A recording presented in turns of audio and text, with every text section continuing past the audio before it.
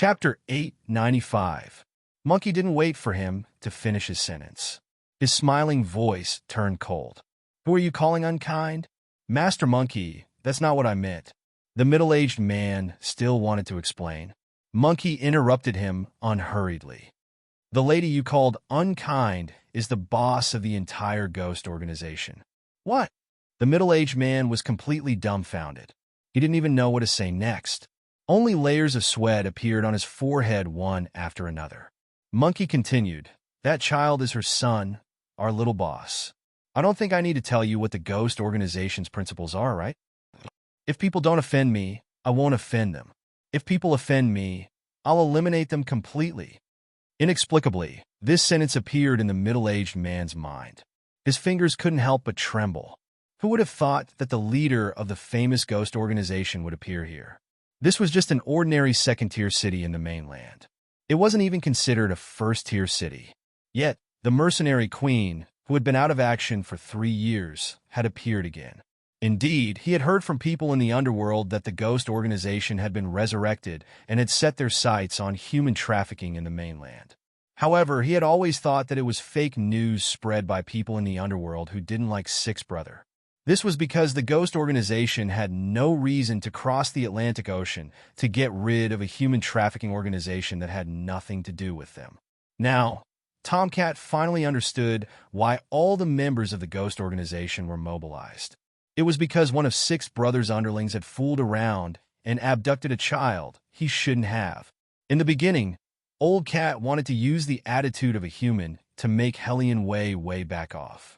Now he was thinking about what to do next to make up for his failure to recognize a great person. Anyone who had been in the underworld knew that no matter who they could provoke, they could never provoke the dark spirit, who ate people without spitting out the bones. It's a misunderstanding. This is all a misunderstanding. Tomcat couldn't move his hands. He tried his best to make himself look as humble as possible. The phone was still connected, and Monkey's voice was very cold. "You can explain to my boss whether it's a misunderstanding or not. If she says it's a misunderstanding, we are still friends. If she says it's not a misunderstanding, we will reach Yungue railway station in half an hour. By then, my brothers won't be as nice as I am." When Old Cat heard this, he had no choice but to hang up the phone and look at Hellion Vivian with a dry smile. Old Cat was blind. "Tell me, isn't this like a flood rushing against the Dragon King's temple? We don't recognize each other. Are you done with the call?" Hellion Vivian looked at him with a smile and put away the phone with her left hand. Old Cat was getting goosebumps from her stare. He immediately nodded. I'm done. Then tell me in detail. What's your relationship with Master Lu? Why do you want to protect him so much?" Hellion Vivian's smile deepened. Old Cat felt cold sweat all over his body. "There's nothing between us. We're just normal friends. After all, we're in the same underworld. More friends means more options. If I had known that he had offended you, I definitely wouldn't have gotten involved in this. So you're saying that this kidnapping case has nothing to do with you?" Hellion Vivian raised her eyebrows. Old Cat let out a sigh of relief. "To be honest, I'm not that heartless to do such a thing. I do have a few children under me, but these children joined on their own accord. Usually, they would steal around the train station to earn some money to spend. Breaking someone's leg and then asking them to get it back is too immoral. I can't stand the psychological burden. Although I'm not a good person, I know that it's karma. I can steal money, but I can't do such a truly outrageous thing. To be honest, I don't have the ability to deal with the people above. Boss Wei, although what I said at the beginning was not pleasant to hear, what I said was the truth. Six Brother has a backer behind him. If you want to hurt him, you have to get rid of the person who is in charge of the Yungue region. This clue is buried too deep. Some people become more ruthless the higher they climb. They don't care whether what you do is right or wrong. Once you offend their interests, they will bury the news. The trafficking of children and women has been going on for a long time. The reason why Six Brother is so rampant is that he knows that too many people have benefited from him. How many people in the upper class are in his hands? Any one of them is enough to make a person lose his current position. What's more, this person in the Yungue region is also sent from the capital city. He has formed a faction in this area long ago. It is not easy to get rid of all of them. If you put him in jail today, it is very likely that he will be released in a few days. Even if sixth brother really goes to jail, as long as someone takes the money, there will be people who dare to do this business again. After all, everyone knows that at the very least, the higher-ups have tacitly approved of this business. I know what you mean. Hellion Vivian moved her fingers. Before Old Cat could react, he heard a click and the handcuffs on his wrists were unlocked. Hellion Vivian looked at him and said in a calm voice, "Give it to me. There are rules in the underworld. The information fee will be paid by Monkey directly. But Old Cat, I have to remind you that it's better not to accept some unscrupulous money, since you know it's karma. Won't it be troublesome for you to take the purple jade toad?" Old Cat shivered and hurriedly said, "Bossway, you have to believe me. Even if I accept Old Six's gift, I didn't tell him that you were coming. He must have had his eyes on the 2 children you brought with you long ago. That's why he sent someone to follow you as soon as you entered the Yungue district. He wants to know your background." "My background?" Hellion Vivian smiled and looked at him again. She played with the handcuffs in her hands and said, "Old Cat, let's not beat around the bush. Do you have any other information about Old Six that you haven't told me?" Old Cat didn't say anything. He kept looking at his tea tray. Hellion Weiwei also set her gaze on that. Her expression was indifferent, but she hit the nail on the head. No matter how you look at it, just a purple jade toad and a peach tree won't be able to suppress the matter on your ancestral grave. This time, Old Cat's expression changed. He looked at Hellion Vivian and shook violently. How do you know about my ancestral grave?" The peach tree was originally used to ward off evil spirits, and the purple jade toad was the first choice of many officials and nobles in ancient times to guard their coffins. Also, your glabella is black, and there is an incense behind you. It's obvious that something is wrong with your ancestral grave. Hellion Weiwei smiled. "What makes me curious is, who in the world gave you such an array, blocking your meridians for you?" Chapter 896. Impossible. This is a formation set up by the Master. There won't be any problems.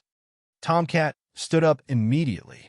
In the face of his agitation, Hellion Weiwei merely walked to the tea tray and said in a calm voice, "There shouldn't have been any problems, but the mistake lies in the fact that the purple-haired toad came from the graveyard. Not only can it shake the coffin, but it also carries resentment. This resentment can indeed be suppressed by the mahogany, but the mistake lies in your layout." Hellion Vivian pointed to the side of the mahogany.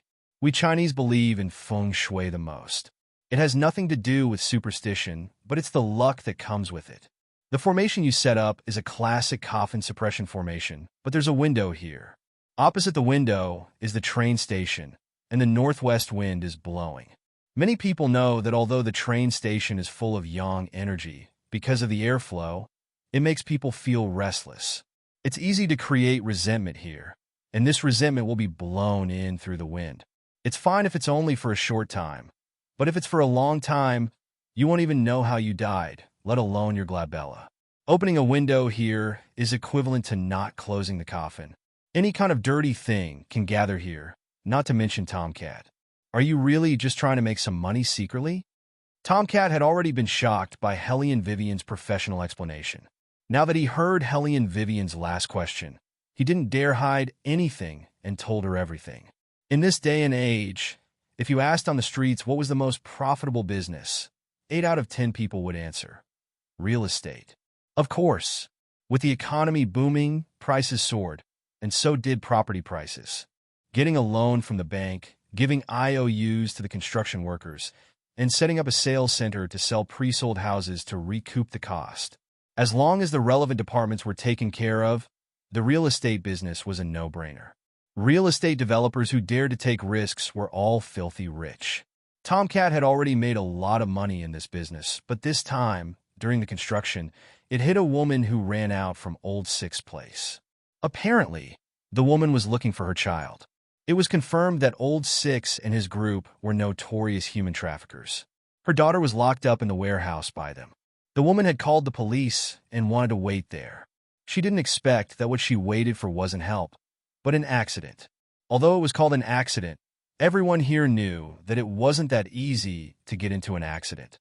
They were most afraid of accidents like this, so they made sure to take care of their safety. This woman's death isn't that simple, Tomcat said firmly. Tomcat said firmly, but the unlucky one was me. Once the news came out, my building couldn't even be built anymore. Everyone said that the place was unlucky. Many people who were interested in the future houses didn't want to buy them. I got the money back, but my project was stopped. Even if the building was built again, it wouldn't be able to fetch a good price. At first, I thought that was the end, but later on, I dreamed every day. I dreamt that your family member came to you and said that he was cold down there. Hellion Vivian guessed the result before he finished. Tomcat was shocked again. He was worshipping Hellion Vivian like a god. Yes, it's all right. Bossway, how did you know? He never knew that the mercenary queen knew these things. She was even better than those masters.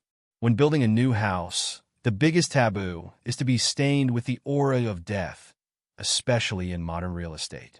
No one knows what the situation was like underneath. If I'm not wrong, this land used to be a pit for the dead. In the beginning, nothing happened because they didn't have the chance to come out. Then someone died, and this person had an unfulfilled wish. It was the wish of a mother for her daughter. This wish caused some undead to sense it. If you build a house for them and don't respect them, of course, they will give you a taste of your own medicine. They will disturb your ancestral tombs, and the dead won't be able to rest in peace, so they will beat you in the form of dreams. Hellion Vivian paused. It seems that the woman's dead spirit was bound by some kind of formation. Otherwise, with the aura of death on her, she would have gone straight to Sixth Brother. She wouldn't have just influenced the surrounding dead spirits and caused them to come and disturb you. All right, since we're here, tell me about the master you mentioned. What's his background? This master is very godly.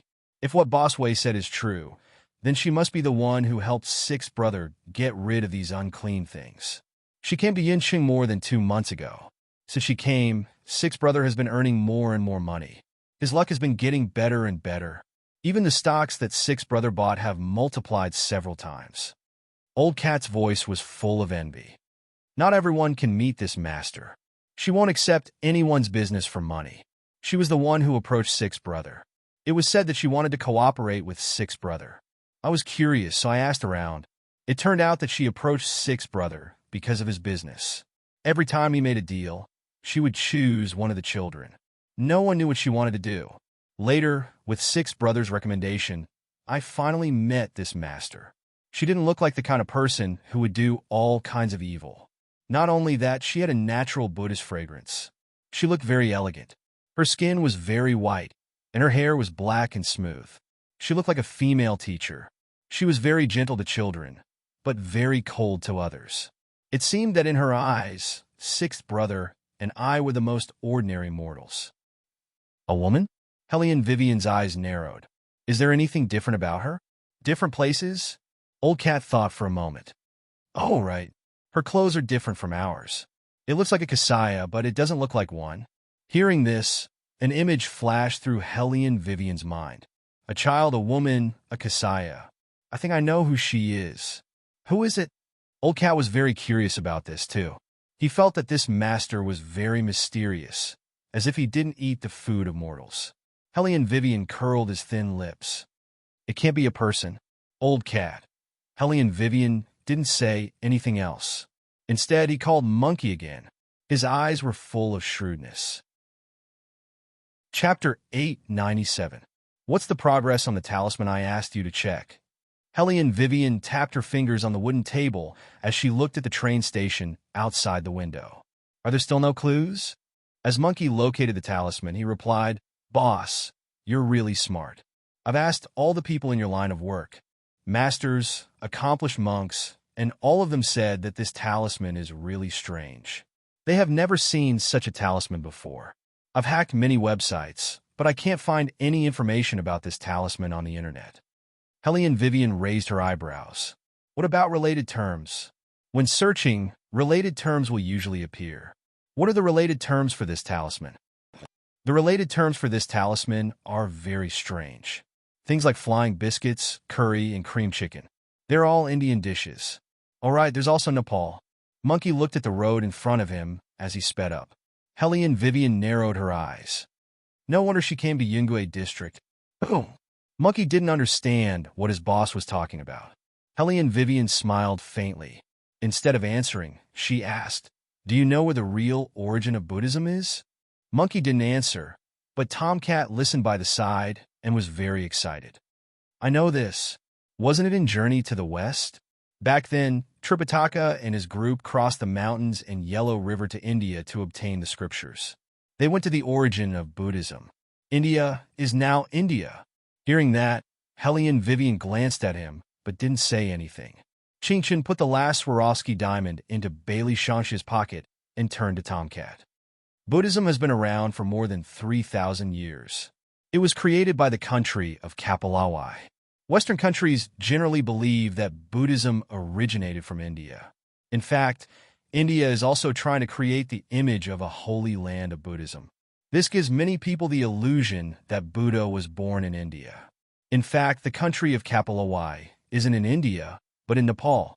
If you want to go to Nepal, you have to cross the border from Yin City. Chinchin explained very seriously. At the same time, she did not forget to take away the things that should be taken away. Bailey Shanxia was afraid that Old Cat would fall, so he simply stood behind him. After glancing at Old Cat's dumbfounded expression, his dark red eyes became even more sinister. His voice was very cool. "Don't you know such common sense? Uncle, you should read more books when you have time. Humans are just that stupid."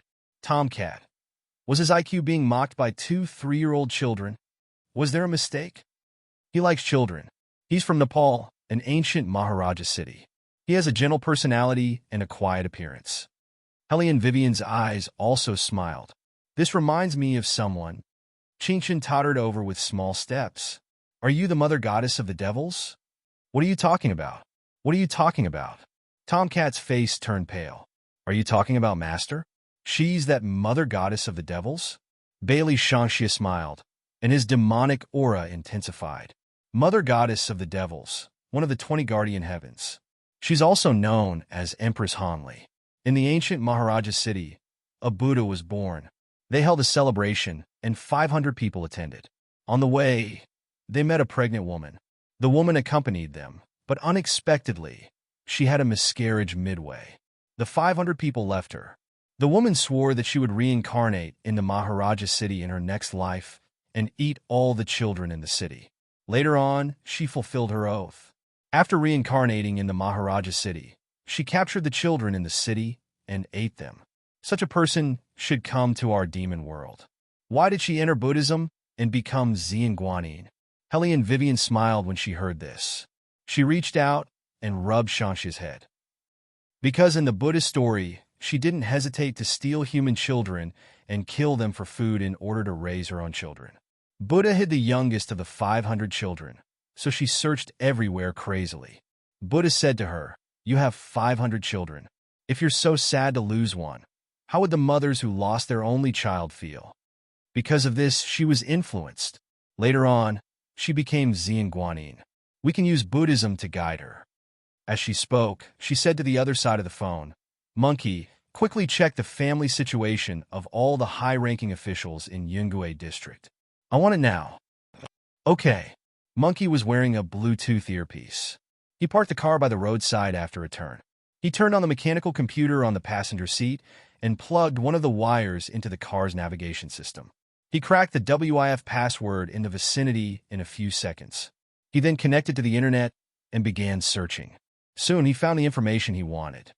"Boss, I found the information of all the high-ranking officials in Yungue district." Hellion Vivian's tone was neither fast nor slow. "How many of them have children?" "All of them. At this age, they should have children." After Monkey finished speaking, he directly took a screenshot and presented the information on the screen of Hellion Vivian's phone. Hellion Vivian took a look at her phone. "Very good. Find out all the people who are backing Six Brother and have received money from him. Old A Gold, you and Monkey go and challenge how to be a good human trafficker. L.S. You guys continue the original route.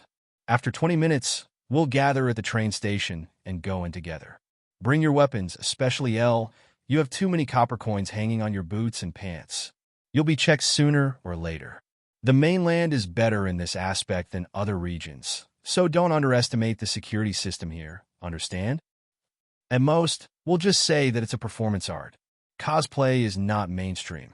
It's normal for L to have such aesthetic standards at his age. The screen cut to S's face. The young man sneered. I'll blow your head off with one shot. All right, the game begins. Adjust your watches. Hellion Vivian raised her hand to look at her wrist. It's 3:24 in the morning. In 20 minutes, S, I want to see you. Gold, Old A Monkey, I want to hear good news from you in 30 minutes. Be careful. If you get hurt, Chinchin's heart will ache. Monkey sniffed and was so touched that he was about to cry. Little boss, quickly come and get familiar with me. I haven't carried out missions in a long time. Following boss is still the best. It's not challenging at all for me to pretend to be a scammer when I'm doing feng shui for others. Tomcat, so you're not a master. You've been scamming me all this time. Let's go. With these two words, Hellion Wei swiftly hung up the phone and put it into her pocket. Then, she led the two children who had returned from a rewarding journey and walked out. Tomcat reached out and grabbed her. Boss Wei, what are you trying to do? Why are you getting them to investigate the family information of those people? Chapter 898. Of course, I'm giving them a taste of their own medicine. Hellion Wei looked at him with a faint smile. There was nothing in her hand, but in Old Cat's eyes, he saw a faintly discernible scimitar. It was like a raging fire, incomparably beautiful. Humans, only when they become victims, do they realize how beastly their actions are. Old Cat's hand trembled. You mean you're going to kill all their children? Boss Wei, listen to me. This is not like other places. If you do something like this, you won't be able to escape unscathed. Even ghosts can't handle such a big thing, unless you don't want to stay in the mainland. People in high positions don't allow anyone to challenge their authority. Authority?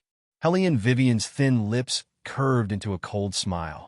Compared to countless parents who are looking for their children, these authorities are nothing in my eyes. It's the information age now. I have ways to make them pay with their lives and send them to prison. Old Cat opened its mouth and wanted to say something, but it was pushed to the side by Bailey Shanxia, who was behind it. The two little people's pockets were full. That wasn't enough. They also had many ancient diamonds in their hands. When the hell did they find so many things? Even when the higher-ups came to check, they didn't find these valuable things. This time, it was all taken away. Old Cat grabbed his black hair and watched the three figures disappear at the entrance of the internet cafe. He turned back and said to the front desk, "From today onwards, I won't receive any guests. If anyone asks about me, tell them that I went to Nepal for a trip. I'm leaving now. Book a ticket online for me. Hurry up." He didn't want to get involved in this mess anymore. He wanted to hide abroad and be quiet. Yincheng was going to change, but he didn't know what it would be like. 3:40 a.m. Yincheng train station. Everyone knew that there were no high-speed trains in the Yunnan-Guizhou area, only express trains. There were airports, but due to the weather, there were always all kinds of cancellations. Trains became the most popular means of transportation for most people. In particular, there were trains to Dali, so there were usually a lot of people at Yuncheng railway station. Probably because it was so close to the border, no matter how strict the inspection was, people of all walks of life would still show up. As soon as Hellion Vivian and the two little ones entered the square of the train station, they were stared at. The ticket scalpers surrounded her, trying to separate her from the two little ones. Hellion Vivian saw through the other party's trick. Not only was there not the slightest trace of worry on her face, but she also smiled even more beautifully. The scalpers looked at each other and continued to move forward. They were not afraid that there would be people from the legal world here. It was already 3:40 in the morning. At this time, those who were supposed to sleep would be asleep. They were more than enough to deal with a woman and two children, especially the two children. As long as they took out the master's yellow talisman and pasted it on their backs, the two little guys would be unable to resist and faint at once even if they were strange. Thinking of this, the scalpers turned around and pasted the yellow talisman on Bailey Shanxia without warning. Then they bent down and tried to hold Bailey Shangxi up. But they didn't expect that. The yellow talisman burned in an instant, as if it had encountered a deadly enemy, and turned into ashes immediately. The child didn't change at all. Even the expression on her face was still cold and aloof. Her pair of eyes, which made people feel cold from the bottom of their hearts, became redder and redder, like flowing blood. All the scalpers couldn't help but take a step back. Their fingers were trembling.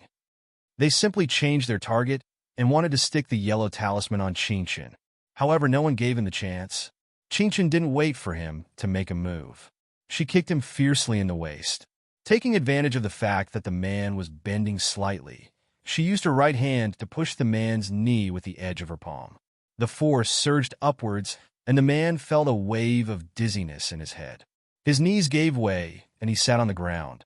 Little Qingshan did not stop.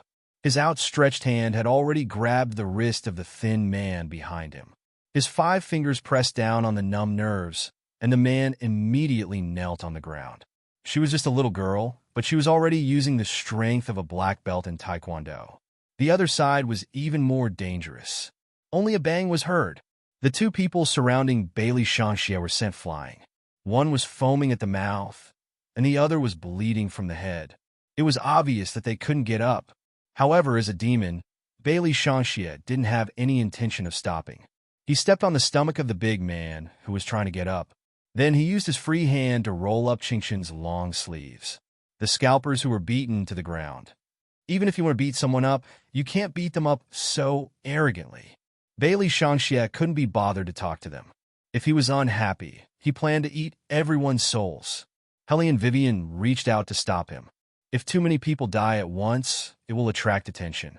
We're going to the train station. Someone will come to collect these people. Clap, clap, clap. Crisp applause sounded. Boss, where did you find such a little brat who can fight? S put his hands in his pockets and walked out from a corner with a faint smile on his face. L was behind him. Obviously, the 2 of them had already arrived. They originally wanted to make a move as soon as the fight started, but they didn't expect that there was no need for them to make a move. They all knew how strong Little Boss was. Little Boss was unintentionally a genius among geniuses. This genius was more or less influenced by the 6 of them for a long time. That was why he was so good at fighting. It was very difficult to find a genius with such a high IQ like Little Boss in the world. What they didn't expect was that this white-skinned, red-eyed brat looked even more lethal than their Little Boss. How did children grow up these days? Helly and Vivian smiled. I didn't find Shangxia. He is Qingshan's first friend who is the same age. Hearing this, S and L looked at Bailey Shangxia with even more vigilance. In the past, Little Boss never made friends. Although Little Boss had a good personality, the children who wanted to be friends with him had already lined up from one end of the train station to the other end. However, Little Boss had never been close to these children. Usually, he would only be with them. But now, Little Boss actually had a friend. What charm did this brat have that made Little Boss so familiar with him? Wait a minute. Was it his imagination? Why did he feel that this brat looked a little like Boss when he smiled? Chapter 899. Alright, it's almost time for the train to arrive. Let's enter the station now. Helly and Vivian raised her hand and looked at the watch on her left wrist. Then, she took out a dagger from the pocket of her black windbreaker and inserted it into her backpack. She interrupted the fleeting thought of S. L, you enter the station with me. You take the left side, and I'll take the right side. There's an emergency, you 2 go through first. A weapon that could be touched like a dagger was much more dangerous than L's boots. This was undoubtedly the best way to divert the security personnel. At 3:45 p.m. sharp, everyone began to enter the station. As expected, when Hellion Wei Wei was passing through her luggage, her phone started beeping. The local police officer who was about to stop L glanced at him. He only flipped through his ID card and ticket twice and did not say anything more. Instead, he walked to Hellion Wei Wei's side and asked, "What happened?" "There seems to be something in the backpack." The security personnel looked back. "It looks like a knife." The local police officer looked at Helly and Vivian with a serious expression. "Open the bag." Helly and Vivian didn't say anything. She quietly pulled the zipper, and there was a dagger inside. Don't you know that this kind of thing isn't allowed on the train? The local police officer picked up the dagger and looked at Hellion Vivian with eyes that didn't relax. Hellion Vivian shook her head and appeared very anxious. I'm sorry, I really didn't know. This is a fruit knife. I usually use it to cut fruits. This kind of knife isn't allowed on the train. The length has exceeded the limit. Madam, you have to leave this fruit knife behind. Otherwise, you can't enter the station. The security personnel spoke. Hellion Vivian naturally didn't object to this because she had already done what she wanted to do. The two little people didn't have much luggage. The older one held the younger one's hand and walked behind Hellion Vivian with small steps. Their cool and soft appearance was very likable. After entering the train station, Hellion Vivian went to the men's restroom.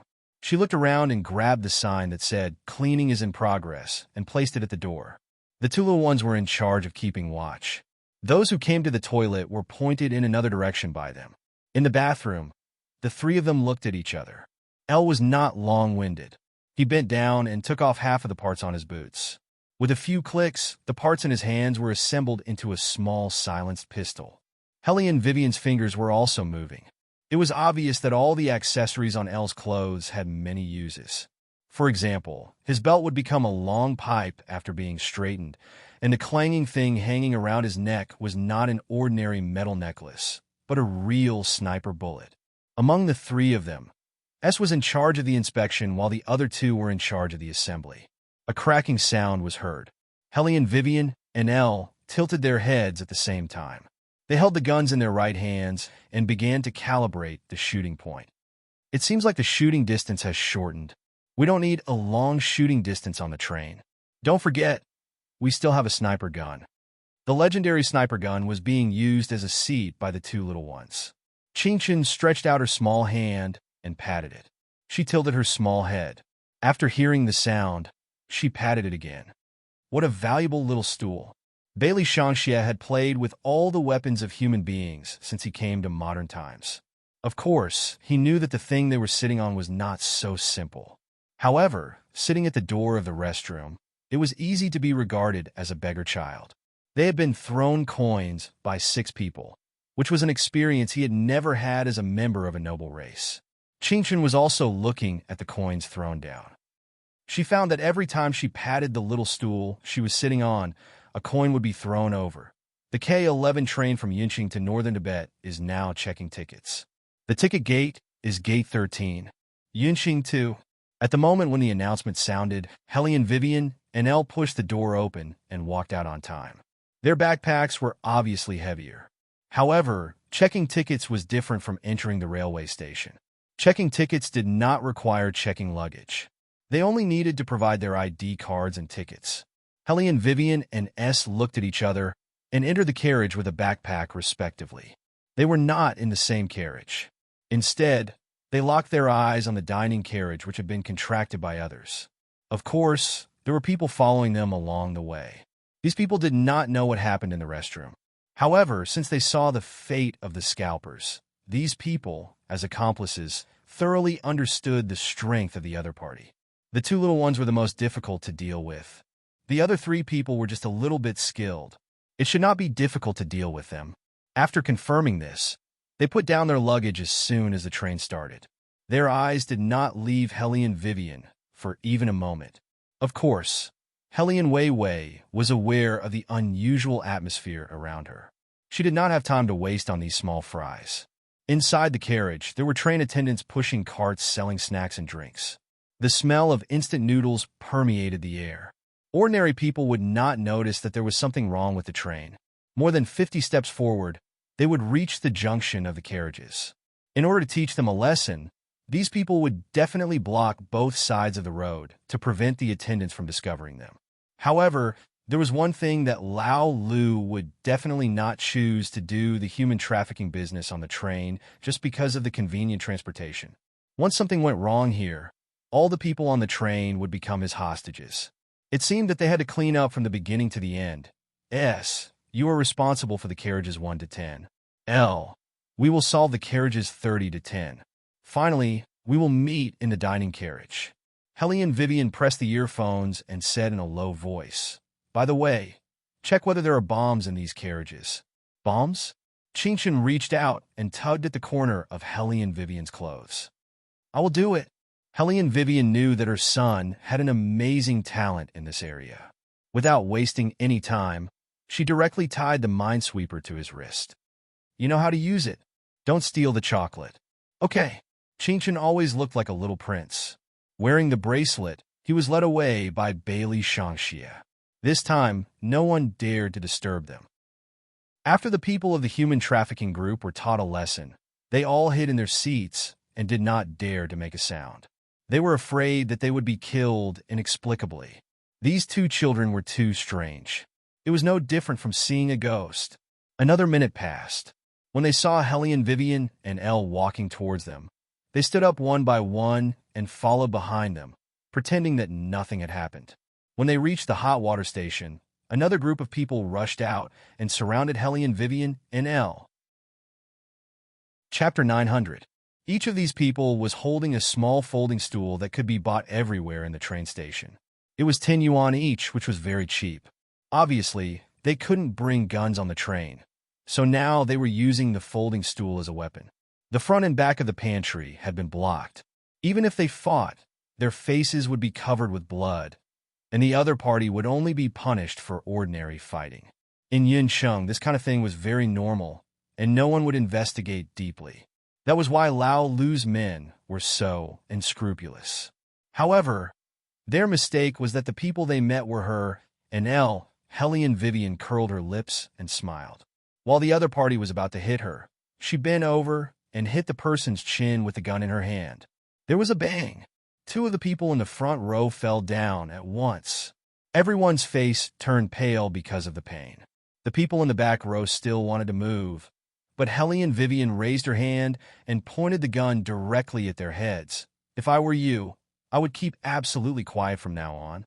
Everyone who followed her, including the two on the ground, sucked in a breath of cold air when they saw the thing in her hand.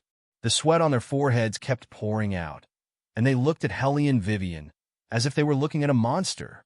This person, how on earth did this person bring a gun on the train? Except for Master Lu, no one in Yuncheng had this ability. Hellion Vivian looked at them calmly and threw a bag of pills to them with her right hand. This is a sleeping pill that can make you quiet for 4 hours. Take 1 pill each. You'd better move quickly. Usually, I don't have much patience at all. As she said, she pressed the gun against the person's head down.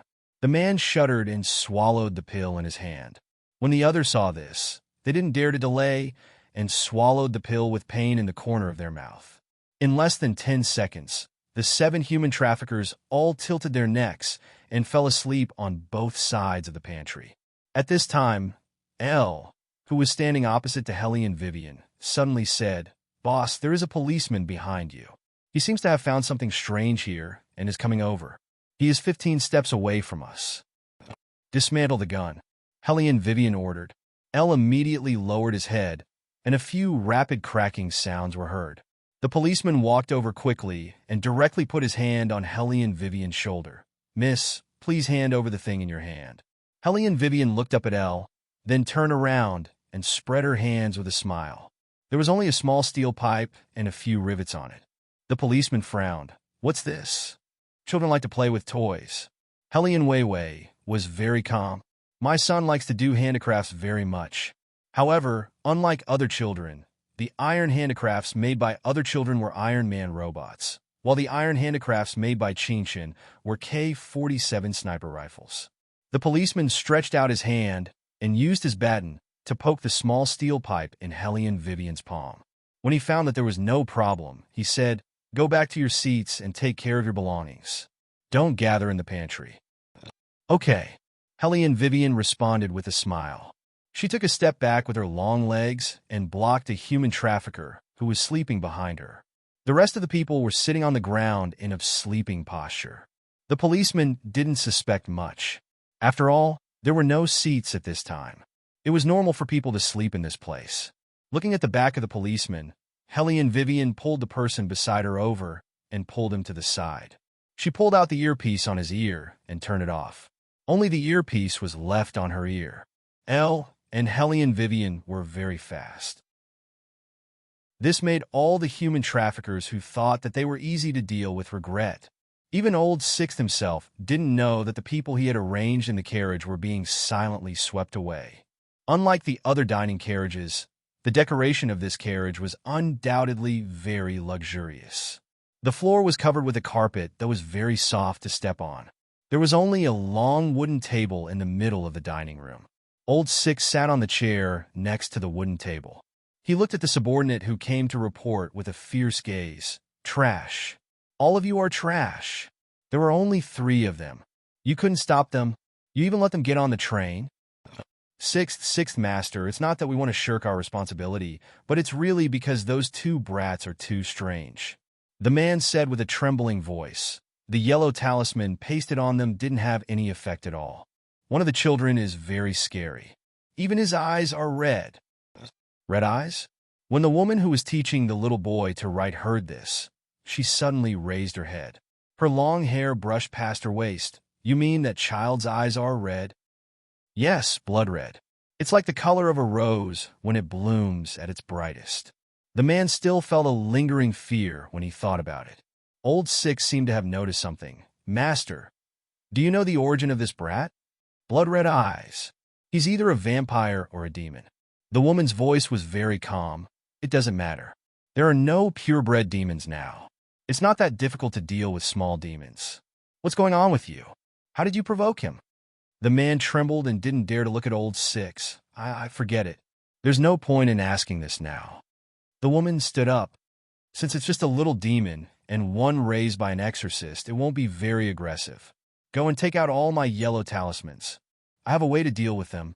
When old Six heard this, he knew that they would definitely win.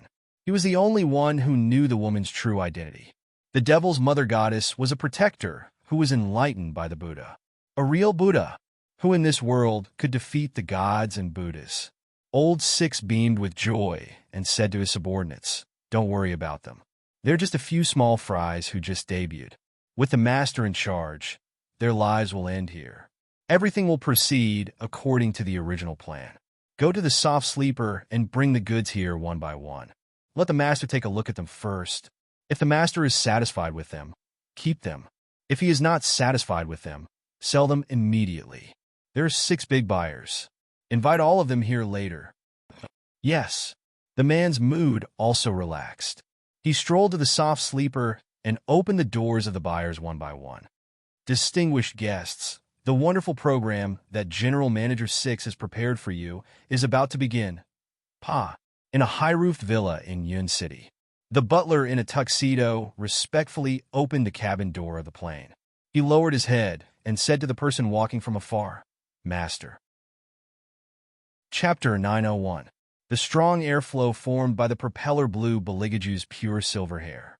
His fair and handsome face, which was like that of a vampire aristocrat, was completely exposed under the light. "Where is the train now?" His voice was as cold as the winter night. The rich businessman who was in charge of receiving him in Yungue district trembled and wiped the cold sweat on his forehead with a handkerchief. His suit, which was not fitting, was more wrinkled by the airflow. He even stuttered, It should have set off. So, I asked, where is it? Unlike the rich businessman, Beligaju still stood tall and straight no matter how strong the airflow was. His fluttering silver hair did not reduce his elegance. Instead, it added a sense of beauty and oppression to him. When the rich businessman heard Beligaju ask for the second time, his body suddenly trembled. "I think it has left Yun City and entered the tunnel. The last stop of the train is North Tibet." Beligaju glanced at him coldly and stepped into the cabin with his long legs. "Locate the train. I want to see the front of the train in 8 minutes. Otherwise, Mr. Lee, you have to stay and be their dinner." The rich businessman trembled again. Looking at the black shadow behind the man with a pale face, he shouted anxiously, "Don't worry. We will definitely get there. We will definitely get there." Beligaju did not say anything and closed the cabin door with a swish. The interior of a private jet was more luxurious than that of an ordinary plane. Seeing the man sink into the soft seat, the rich businessman heaved a sigh of relief. He turned his head and hurriedly ordered his subordinates to do something. After thinking about it, he still felt that it was impossible. He asked his subordinates to take out their phones and call the sixth master. They were all rich people in Yin City. Of course, they would interact with each other. The rich businessman wanted to give the sixth master a warning and let him know that he was not to be trifled with. He had better restrain himself. But for some reason, he could not get through to the sixth master since just now. The rich businessman cursed in a low voice. Why didn't the sixth master answer the phone? Forget it. He had done what he should do. If he meddled a little more, he would definitely be killed by the other party. What did OL6 do? How did he provoke this man? At the same time, in the 11th carriage of the train, Qingchen used her small hands to support herself as she struggled to crawl forward. When she finally got out of her seat, there was an orange peel in her hair. Qingchen didn't notice it herself. Her round eyes looked at Bailey Shangxie, who was looking out of the window. She was very puzzled. What are you looking at? There's a familiar scent in the night. Bailey Shangxie turned his head. When he saw Qingchen's appearance, he didn't say anything. He reached out and carried the little boy. Then, he began to tidy up his hair for Qingchen. His expression was still cold, but his posture of a good brother made the people around him melt. Qingchen saw that Bailey Shangxie was playing with his hair, so she lowered her head and clapped her hands. Then, she followed Bailey Shangxie's gaze and looked out of the window. The Black Crows are here again? They came with my father. Bailey Shangxie patted the dust on Qingchen's hands. I think he will be here soon. He will definitely take me back. Qingchen wasn't worried. With Beauty Vivian here, you can go home with me after the adults talk to them. How could he give up raising a little demon so casually? My father isn't a very reasonable person under normal circumstances. Bailey Shangxie always spared no effort when it came to slandering his father. He is very dictatorial. He often punishes me. When the Black Crows outside heard this sentence, they almost lost their balance and were killed on the train. Rumble! The wheels rolled over the tracks, and the train began to enter a long tunnel. The surroundings were dark, but because of this, it was the most suitable for underground transactions. In the improved restaurant carriage of the train, Helly Vivian and Elle slowly walked in. The carriage was dark everywhere. It was so dark that it was abnormal.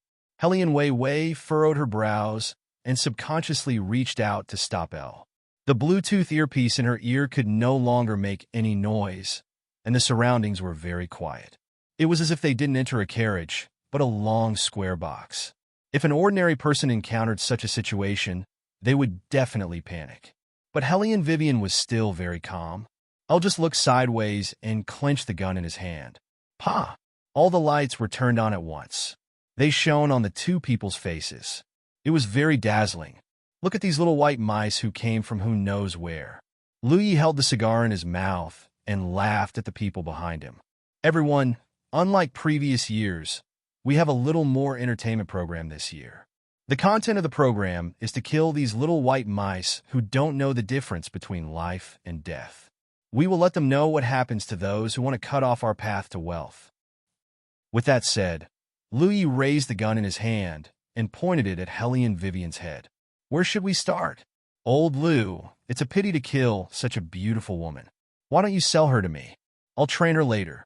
A fat middle-aged man with big ears smiled lecherously. But before he reached out, Elle raised his gun and shot him in the arm. It was a silenced gun.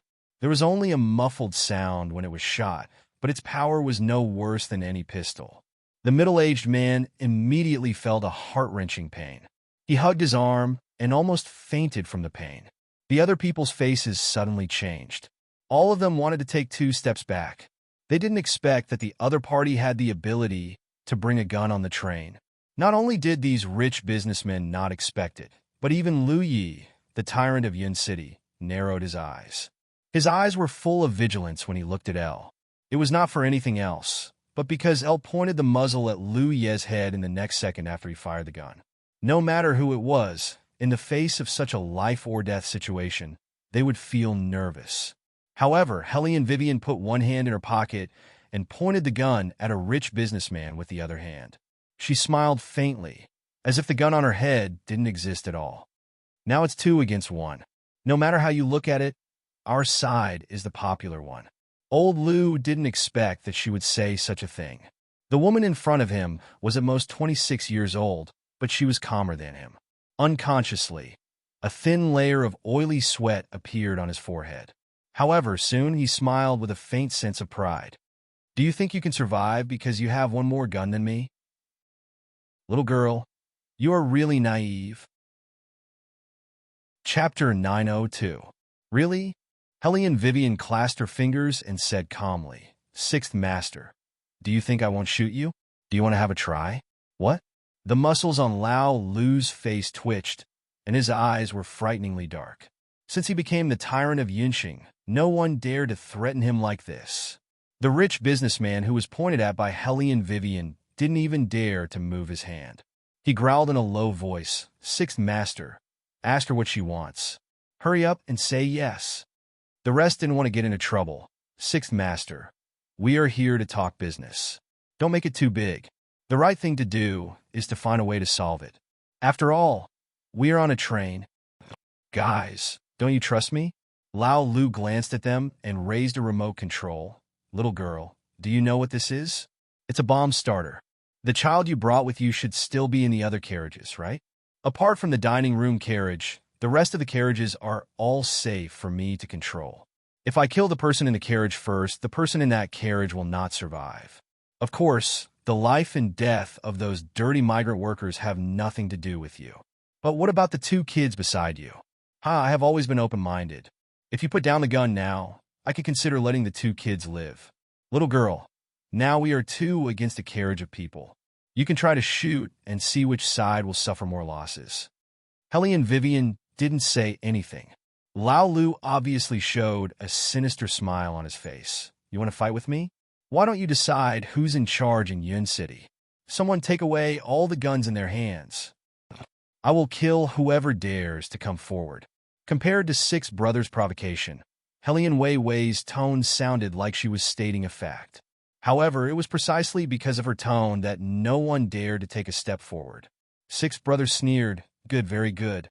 It seems that you want to watch those two brats get blown up. Who do you think will be blown up? A cool and soft voice came from behind the group of adults.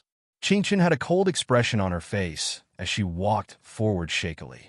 Bailey Shangxie, on the other hand, looked like a little boss from Italy.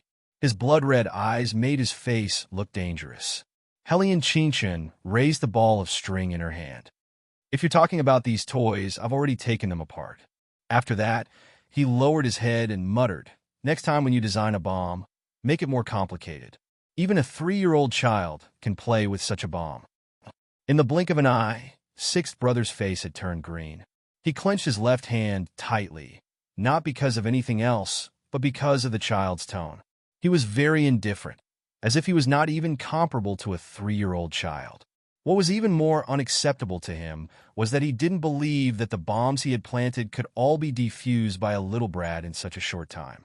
Even if the police came, they couldn't do it so quickly, unless they were from the special forces. Sixth Brother didn't believe it and pressed the remote control in his hand. But there was no sound. There wasn't even a response. Then he pressed the second button, the third button, and the fourth button. None of them responded. Sixth Brother's lips turned white. The backup plan he had hidden for so many years was destroyed by two little brats. The rich businessmen also realized that something was wrong. They looked at each other and wanted to retreat. Sixth Brother chuckled at this time. This is good. Since you're all here, there's no need to rely on bombs to solve this.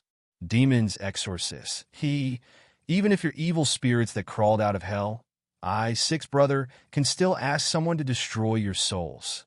As his voice fell, countless yellow talismans surged out from the deepest part of the restaurant's carriage.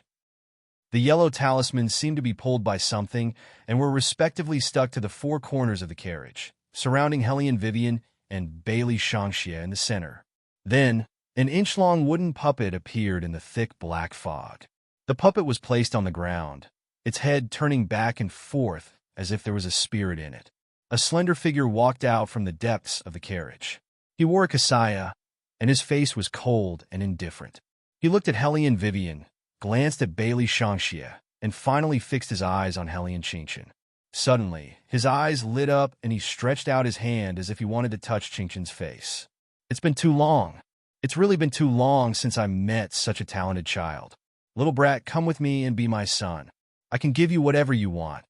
Bang! Hellion Vivian was never one to waste words with someone who was trying to steal her son. She smiled and fired a shot.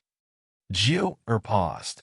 After dodging the bullet, she immediately looked at Hellion Vivian with deep displeasure and frightening gloominess in her eyes. However, this was nothing to Hellion Vivian. Her smile didn't diminish even with the change in environment. Jill, what you like to do the most is to steal other people's children. It seems that the rumors are true. After so many years, you haven't been influenced at all. Since you know who I am, why don't you scram? Jill sneered. I don't want to kill people from the Pei family, but if you stop me from getting what I want, I'll make you regret stepping on this train immediately. Hellion Vivian's smile deepened. Who told you that I'm from the Pei family? Since you're not from the Pei family, it'll be easier to deal with you. In Jill's heart, only the exorcist from the Pei family was worth mentioning. The rest were just stupid mortals. How could mere mortals fight a god? Without wasting any more time, Jill pricked her fingertip and dripped the blood on the top of the puppet's head. A chilly wind immediately swept out from the puppet and spun in front of her. It seemed to be forming some kind of formation. Hellion Vivian frowned. She had heard that some tame head could use some evil ghost formations. They would carve a puppet and use a ghost fire to draw out the soul of a child. They would bind the child and use it as their own. Only the soul of a sick child could be used to create a living soul. It was best if the child had been tortured and died in pain. Only then would the formation's power be able to affect the child who was still alive in this world. Vaguely, a baby's chuckle could be heard coming from all directions. The chuckle seemed to come from a corner, but it also seemed to come from the puppet's body. It was extremely eerie. Chapter 903. Hellion Wei reached out and pulled the two little ones to her side at the same time. Seeing this scene, the rich businessman's eyes were filled with excitement. It was the excitement of the unknown. It was too miraculous, really too miraculous. No wonder Old Six had been doing better and better over the years. It turned out that the outside world was not exaggerating. With this master who could control the wind and clouds by his side, there was no need to worry about not making money quickly.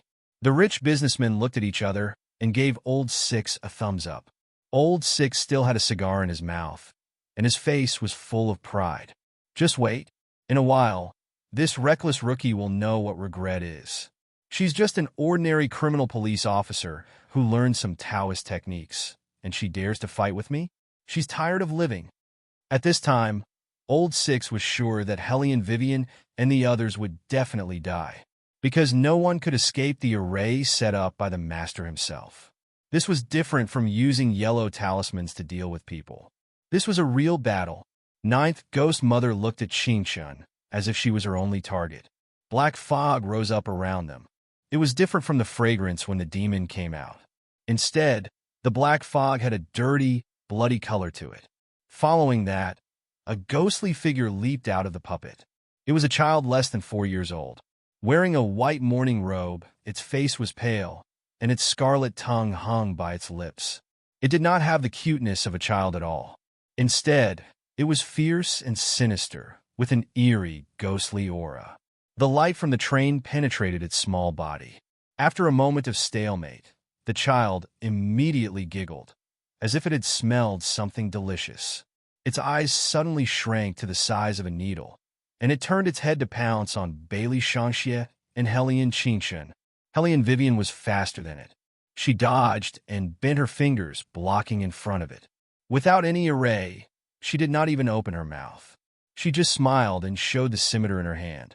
The little ghost paw that was waving in the air suddenly stopped, as if it had seen something extremely terrifying.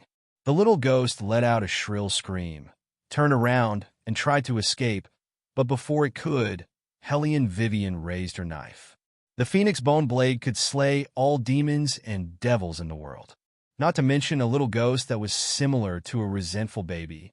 Amidst the dazzling light, Ghost Child's figure seemed to have melted. He was completely devoured by the bone formation and disappeared. On the other hand, Bailey Shangxie and Hellion Xingqian were not affected at all, especially the latter. She even had a mocking smile on her face. Everyone was stunned, including Gio or Ghost Mother. The puppet on the ground cracked, and then the cracks became denser and denser. It was like a spider web that covered the entire body of the doll. With a crash, it broke into pieces on the ground. Six brothers' eyes widened. Master, what's going on? Ordinary people could not see the phoenix bone blade in Hellion Vivian's hand. Only Gio or Ghost Mother could see it, but she did not recognize what kind of blade it was. When she looked at Hellion Vivian, her eyes were full of vigilance. Who are you? Isn't it a little too late to ask who I am now? Hellion Vivian walked towards Gio or Ghost Mother. With every step she took, the scimitar in her hand shone brighter. I've said from the beginning that I don't want to be enemies with anyone. I just want a child to accompany me. You're the one who came to me. Gio or Ghost Mother narrowed her eyes. Hellion Wei smiled. That's right. You've never made anyone your enemy. However, I'd like to ask you something. Did you ask for permission to steal someone else's child and make it your own? In our world, only the worst scumbags would do such a thing. What's the difference between you and them? Gio or Ghost Mother's face instantly twisted. Why do you have to talk about me like that? You're just a human. I gave you leeway, but you didn't cherish it. Good, very good. Let's see how you'll die. As soon as she finished speaking, an aura that was sharper than blades and colder than evil spirits burst out, filling the entire carriage in an instant. Hellion Vivian moved her palm, and an unknown wind gradually gathered in her left palm. However, at this moment, boom! A loud noise suddenly came from outside the carriage. People could only feel that something was pressing down on the roof of the car. Then, they heard the sound of an airplane's propeller. Everyone was stunned, apart from Gio or Ghost Mother, who did not understand what was going on.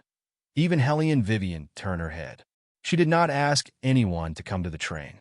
She only asked Monkey and the rest to report that there was a child trafficker on the train after they snatched the second child. The current situation did not seem to be arranged by the other party. What's going on outside? Six Brother was already in a bad mood. He did not expect such a mess to happen. He grabbed the subordinate closest to him. Why did the train stop? I'm asking you what's going on. Where's the conductor? Get him over here. Sixth Master. Someone ran over in a hurry. Someone parked the plane on the train carriage. It's a private plane. Sixth Brother slapped him. Why are you so anxious over a private plane? It's not like the Interpol is here. Wait a minute. Look, what is that? A wealthy merchant stretched out his hand and pointed at the ink-like dark night with a trembling finger. Outside the train, there were countless black crows flying in the air. Bailey Shanxia also saw this scene. Thinking about the noise just now, he knew who had come. Six Brothers sneered. I want to see who dares to set up a private plane on my territory. All of you, get on the roof of the train. The rich businessmen did not dare to go. They felt that there was no need to get involved in this mess. Hellion Vivian did not move either. She knew that Sixth Brother would come back soon. To be able to make so many black crows move at once, it was definitely a pure-blooded high-level demon. Such a demon was more powerful than Gio or Ghost Mother. He would definitely be able to deal with Sixth Brother. However, no matter how powerful he was, those who did not care about the feelings of the children and only cared about the women were usually scumbags. Swoosh. The door of the train was pushed open by someone. Old six men were climbing out of the carriage one by one. On the roof of the car, the propeller of the private jet was still rotating. The cabin door was pulled open, and Bailey Jiaju walked out slowly from inside. His straight legs, pure black suit, and quicksilver-like hair, all of which showed his nobility. Chapter 904. At this time, even the ordinary people sitting in the train heard the loud noise on the roof of the train. Everyone stuck to the window and looked out. In addition, this train was one of the few green trains in the mainland. There were only a few left, and one of them was in Yun City. Unlike other fast trains, the windows of the green train could be opened. The younger people couldn't suppress their curiosity at all. Taking advantage of the panic, they opened the window directly and stuck their heads out. It didn't matter if they didn't, but once they did, they were dumbfounded. What is that? A plane? A plane? A plane parked on the train? You're not mistaken, are you? I'm not short-sighted. If you don't believe me, You can see for yourself. The commotion in the carriage was even greater. Even the girls leaned on the window and looked out. The strong airflow formed by the propeller of the plane was not easy to ignore. All the people on the train went crazy. They took out their mobile phones and began to take photos and post on Weibo. The content of Weibo was nothing more than, "Have you ever seen such a rich person? He directly drove a private plane onto the train. There seems to be a figure on the side of the plane. He looks very tall. He must be very handsome. Didn't anyone notice that the moon seems to be particularly round today? And forget about the appearance of a private plane. Why is it someone else who drove the plane and not me? Overbearing president. He's definitely an overbearing president. Count how many people in the country have private planes. If the other party is very handsome, I'll jump out of the train now." The Weibo content of netizens ignited the entire internet with absolute popularity. It attracted the attention of the local authorities without anyone's notice. For a time, all the media were reporting on this matter. Even if it was late at night, it still became the headlines that they would break tomorrow. However, it was also because it was late at night. The local authorities could quickly take measures.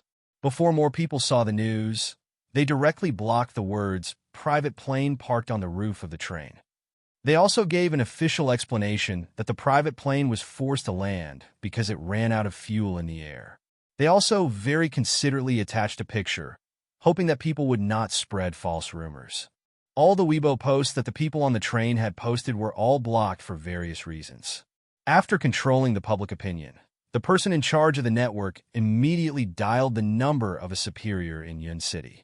And at this time, on the roof of the carriage, when Bailey Ju's shockingly handsome face appeared before everyone's eyes, everyone stiffly sucked in a breath of cold air. As he walked, the black feathers fell down one by one, landing beside his feet. When Old Six saw this, he felt that something was wrong. He reached out and pulled one of his subordinates to block the attack while he took a step back. The steward who came up with Old Six was the man who carried Bailey Shangxia and the others away. He didn't know what happened in the dining room carriage just now, so he thought that the other party was here to pick a fight. His voice was very loud. "Do you know whose territory this train belongs to? Why did you park your plane here?" Baligaju didn't say anything. He suddenly took out his hand from his pocket. The black shadow behind him had already raised a pistol, as if he already knew that the man would use it. His hands did not stop at all. Bang! A gunshot rang out. The steward reached out and covered his chest. Blood spurted everywhere. All the people on the roof of the carriage were stunned. When the man lay down, they realized that the guy opposite them was not only rich, but also very difficult to deal with. No. He was very difficult to deal with. Old Sixth and the others also had guns, but on the mainland, even the fiercest madman would be afraid of shooting. Unlike Baligaju, human beings were just some food that was not so delicious in his eyes.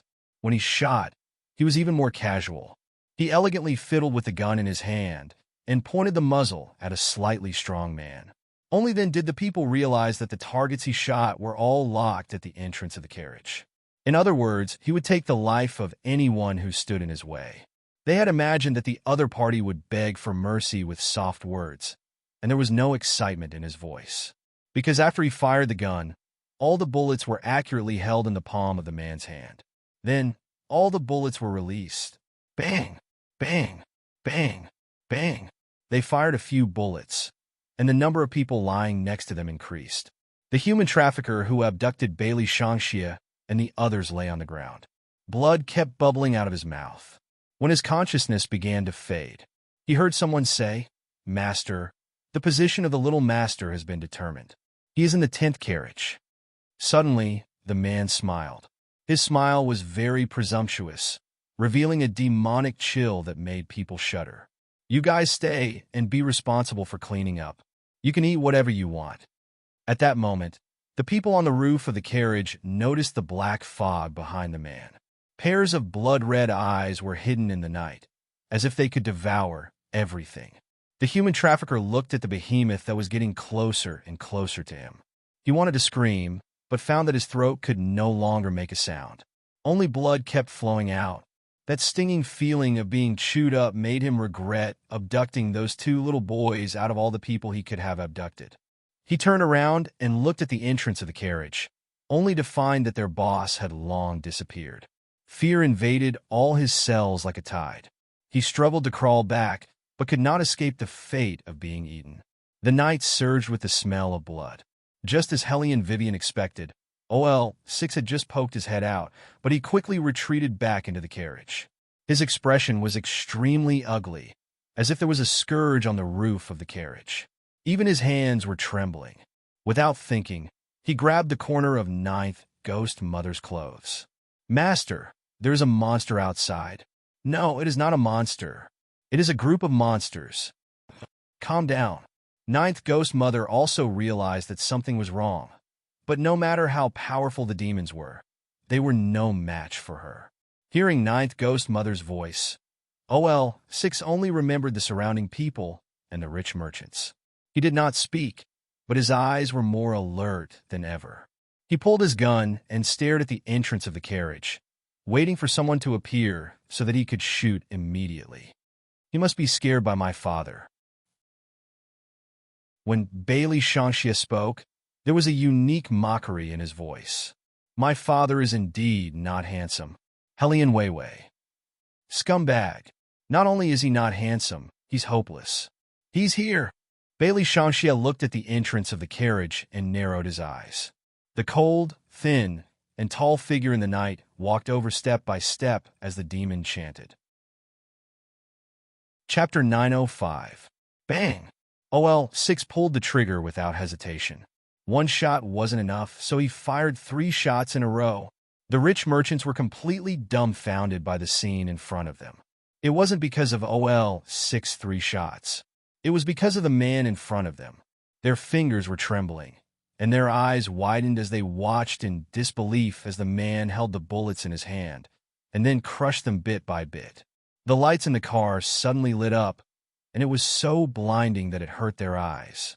Hellion Vivian's watery eyes met the man's side profile. What emerged from the darkness was a handsome face that could topple all living things. Peach blossom eyes, a handsome nose, and seductive lips. It was a face that she was so familiar with and missed so much. Guilt, surprise, excitement, and many other emotions entangled in her chest, and even her heart started to ache. At that moment, Hellion Vivian's mind was completely blank. "This is your father, that scumbag?" Qingchen was still asking her little friend in a soft voice.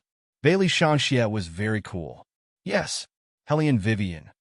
You never told me that this scumbag was His Highness. Okay? Son, I heard that someone wants to talk to me." Beligaju hadn't seen Hellion Vivian in the formation yet. The reason he came was because someone sent him a message, and the general content was that he was a bastard for abandoning his son for a new lover. In reality, Beligaju didn't really care what the humans thought of him. When he heard this kind of message, he knew that a certain brat was acting and telling stories to gain sympathy. He didn't get tired of this kind of trick, and he was tired of dealing with it. That was why he personally came to make a certain brat who liked to go against him obediently return to the demon world. "Bailey Shangxia, are you coming out now? Or I'll beat you out of here?"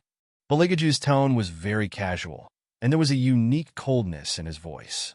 It was as if the rich merchant standing in front of him didn't exist, as if he only had eyes for his son. He just stood there like that in the square surrounded by people. His line of sight was blocked by people, so he couldn't see Hellion Vivian and the others. Furthermore, the arrogant His Highness had never thought that the person he was looking for would appear here. He no longer had the patience to face humans. Ever since Hellion Vivian left, he had never looked at anyone else. "I'll count to 3. Beligaju loosened the powder in his palm. He lowered his eyes and bit the leather glove on his left wrist. He smiled dangerously. 1. Tap. Bailey Shangxia pushed one of them away and walked out with a cool expression on his face. "I want human rights." "You can't ignore human rights. You're not human. Why do you need human rights?" Beligaju's words made little Shangxia speechless. He was indeed not a human. However, he didn't give up. Instead, he curved his thin lips and revealed his little white teeth. He smiled like a demon. You once said that as long as there's a human who isn't afraid of me and is willing to be my friend, I can go to their house as a guest. It seems that you found a backer. Beligaju sneered. Who is it that's so unafraid of death? Bailey Shangxia stepped back again. Then he held Hellion Vivian's hand and walked forward with small steps. Qingshan was also helping. Her small hands pushed Hellion Vivian forward with all her might. Beauty Qingshan, hurry up. Negotiate with this scumbag and ask him to let us have Shangxia. Her wish to raise a little devil must be realized. Beligaju didn't care much at first. He just stood there, wearing an ascetic black suit. His eyes were cold, and there was a hint of laziness in the corners of his eyes. However, when he heard the two words Weiwei, he suddenly tilted his well-defined face. His eyes, which were as deep as the sea, locked onto one point. In an instant, flames spread across his eyes like a prairie fire. He stared at Hellion Vivian's face. The possessiveness in his eyes became even more intense. It was so deep that it was almost twisted. He almost lost control. Without giving anyone time to react, Beligaju's figure flashed and appeared in front of them. Then he grabbed Hellion Vivian's arm. His fingers exerted force and pulled Hellion Vivian into his arms. Bailey Shangxia didn't say anything.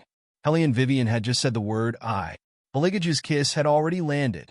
He held her tightly in his arms with one hand and pressed the back of her head with the other.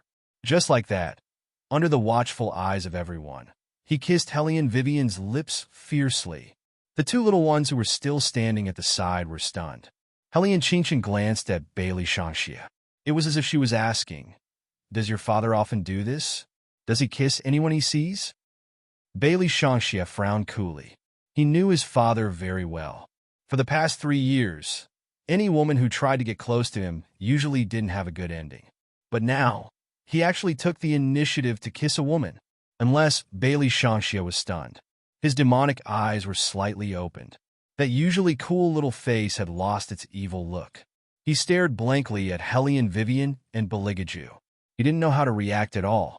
Hellion Vivian had already lost the ability to speak. Her slightly open mouth was sucked in by someone's mouth. Her teeth were gently licked by the tip of his tongue. There was a numbing electric sensation. Gradually, Beligaju's grip became gentler. His teeth rubbed against her lips. The temperature was like ice that had just been scooped from the North Pole. It was bone-piercing cold. His mouth was mixed with the fragrance of tea, and it seeped into his tongue. As the oxygen was sucked away, Hellion Weiwei had no place to put her hands. Naturally, she wrapped them around his waist. Her ears listened to the familiar and powerful heartbeat.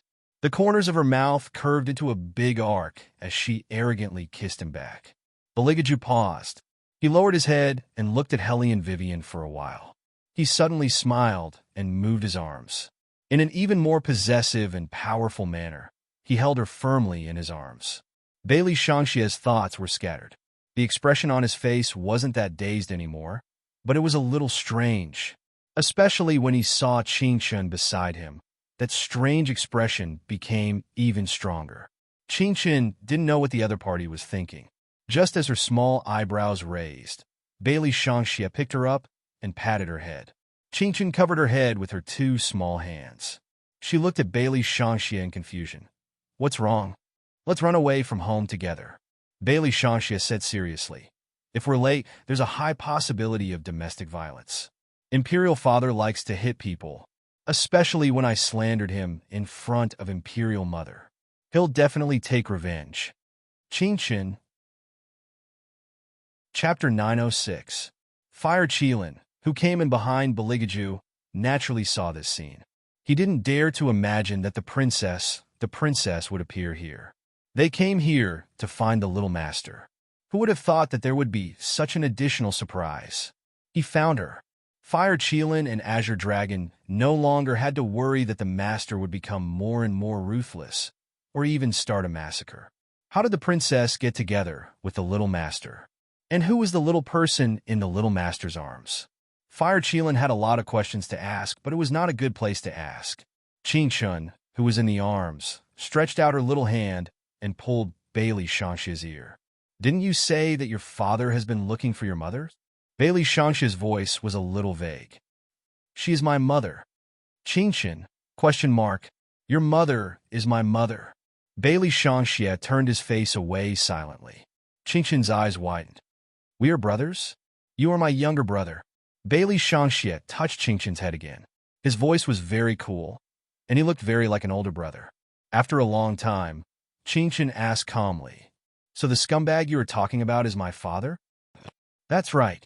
Bailey Shangxia picked up the little girl again.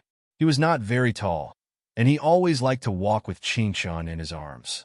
One small step after another, it was domineering and cute. Baligaju, of course, heard the words of the professional who had been cheating for thousands of years. However, these were not important. The only important thing was that he finally found the stupid woman in his arms. The beast that had been screaming crazily in his heart was finally appeased, restrained, and locked back into the cage at this time. Because even Baligaju himself didn't know if he couldn't find this stupid woman on this trip to Huaxia. Would he want to destroy everything again? From the beginning, it was just like what those gods said. She didn't belong to him. But so what? If he wanted something, he would get it even if he had to kill gods and Buddhas. It was just that when he was in the heavenly Tao, he had to admit that this person had a huge influence on him. He began to be afraid of losing her. He wanted to keep her by his side forever. It would be best if he could break her dazzling phoenix wings. Later, the two of them signed an agreement. He began to tell himself that he had to take it slow. Only by taking it slow could he completely obtain her. As the days passed, Baligaju became more and more greedy for the feeling of being together. But at that time, he didn't know how Hellion Vivian treated him. He thought that he was the only one who put in the effort in that agreement. Later on, she reincarnated in the human world, and her Buddhist position was restored. He had learned to trust, and he wanted to bind Hellion Vivian even tighter. Bailey Jiaju began to not care too much about it, and stopped wantonly killing and tormenting. He was willing to be a good person in the eyes of humans. As long as she didn't leave, however, she still left. Since that was the case, what difference did it make to him whether the entire world was dead or alive? No one could empathize with his feelings when he saw Tianji calculate that she was in another time and space. From despair to hope, from hope to disappointment, and from disappointment to finally reunite. For 3 whole years, the agreement between him and her had been crushed in the gap of time and space. He could only search for a needle in a haystack like this. From England, he found China and crossed the sea. At last, he didn't let down Buddha and Qing. Baligaju raised his hand slightly and turned it to touch Gu Bai's waist. Then, he slowly slid his hand under her windbreaker and gently touched her waistline. Hellion Vivian trembled and reached out to hold him down. Bailey Jiaju laughed softly. His finger stopped at the original point. So, you're the one who sent me a message and spurned me between the lines? Hellion Vivian was very serious. This is a beautiful misunderstanding. Oh. Baligaju's thin lips curved. Misunderstanding? But you really want to support Shangxia, don't you? Hellion Vivian wanted to see a certain scumbag and teach him a lesson with his fists, but she didn't expect that the scumbag would be him. Since you want to support others, you have to have better endurance. Baligaju smiled evilly and gently. It seems that your husband has something to do in the next few days, which is to train your waist strength. Hellion Vivian. Based on her understanding of His Highness, training his waist strength was definitely not as simple as it sounded on the surface. At this time, Man S in a suit, who was in charge of keeping watch, kicked open the other door of the restaurant. As soon as he entered, he found that there was something wrong with young L's expression. S originally wanted to tell Hellion Vivian that the news of the private jet landing on the top of the train had attracted the attention of the high-ranking people outside of Yuncheng. In less than 10 minutes, the special forces would be dispatched, and Hellion Vivian would deal with it as soon as possible. But when he followed L's gaze, he was completely stunned. Who was that man who didn't look like a real person and looked more like a comic cosplayer? Was he filming a vampire movie now? Or was he still in love with a ghost? But even so, why was the person he was in love with Big Boss? What was going on? S didn't stop and immediately pointed his gun at Baligaju, but his words were directed at Hellion Vivian. Big Boss, what's going on? Baligaju, who was pointed at by a gun, turned his head and glanced at S, as if he was unhappy that S disturbed him. S suddenly shuddered. Moreover, he saw that his big boss didn't shake off the man's hand, but instead wrapped her arms around the man's waist. Fuck, this is getting weirder and weirder. What was going on? Bang! S didn't shoot, but someone else did. It was Old Sixth. He chose to shoot at this time, not because he suddenly didn't fear Beligaju anymore. Instead, he was calculating the time. Those high-ranking people would definitely send troops. When that time came, this train would be his world. Moreover, the master had said that even if a powerful demon appeared, she would make them die miserably. Old Six's eyes were gloomy, and there was a hint of pride in the corners of his eyes. So the two of you know each other. Good, very good. Then I'll get rid of both of you. As he spoke, he glanced at the Japanese goddess. Because the Devil Mother goddess wholeheartedly wanted to obtain Hellion Chingshin, she wanted to kill his biological mother even more. Moreover, these people really didn't put her in their eyes. He was just a high-level demon with some magical power. Did he really think that he could compete with the gods? Ridiculous. Chapter 907. With that thought in mind, the Japanese goddess raised her hand, and countless wooden puppets flew out from behind her. Each of them seemed to be pulled by an invisible string. Their limbs were stiff, and their expressions were indescribably strange. Upon closer inspection, those wooden puppets seemed to have a life of their own. Even the eyes of those who were staring at them could move back and forth. That scene was extremely eerie. The merchants could not help but take a step back. However, those wooden puppets did not seem to be able to differentiate between friend and foe. Whoever moved their eyes, they would turn towards that person.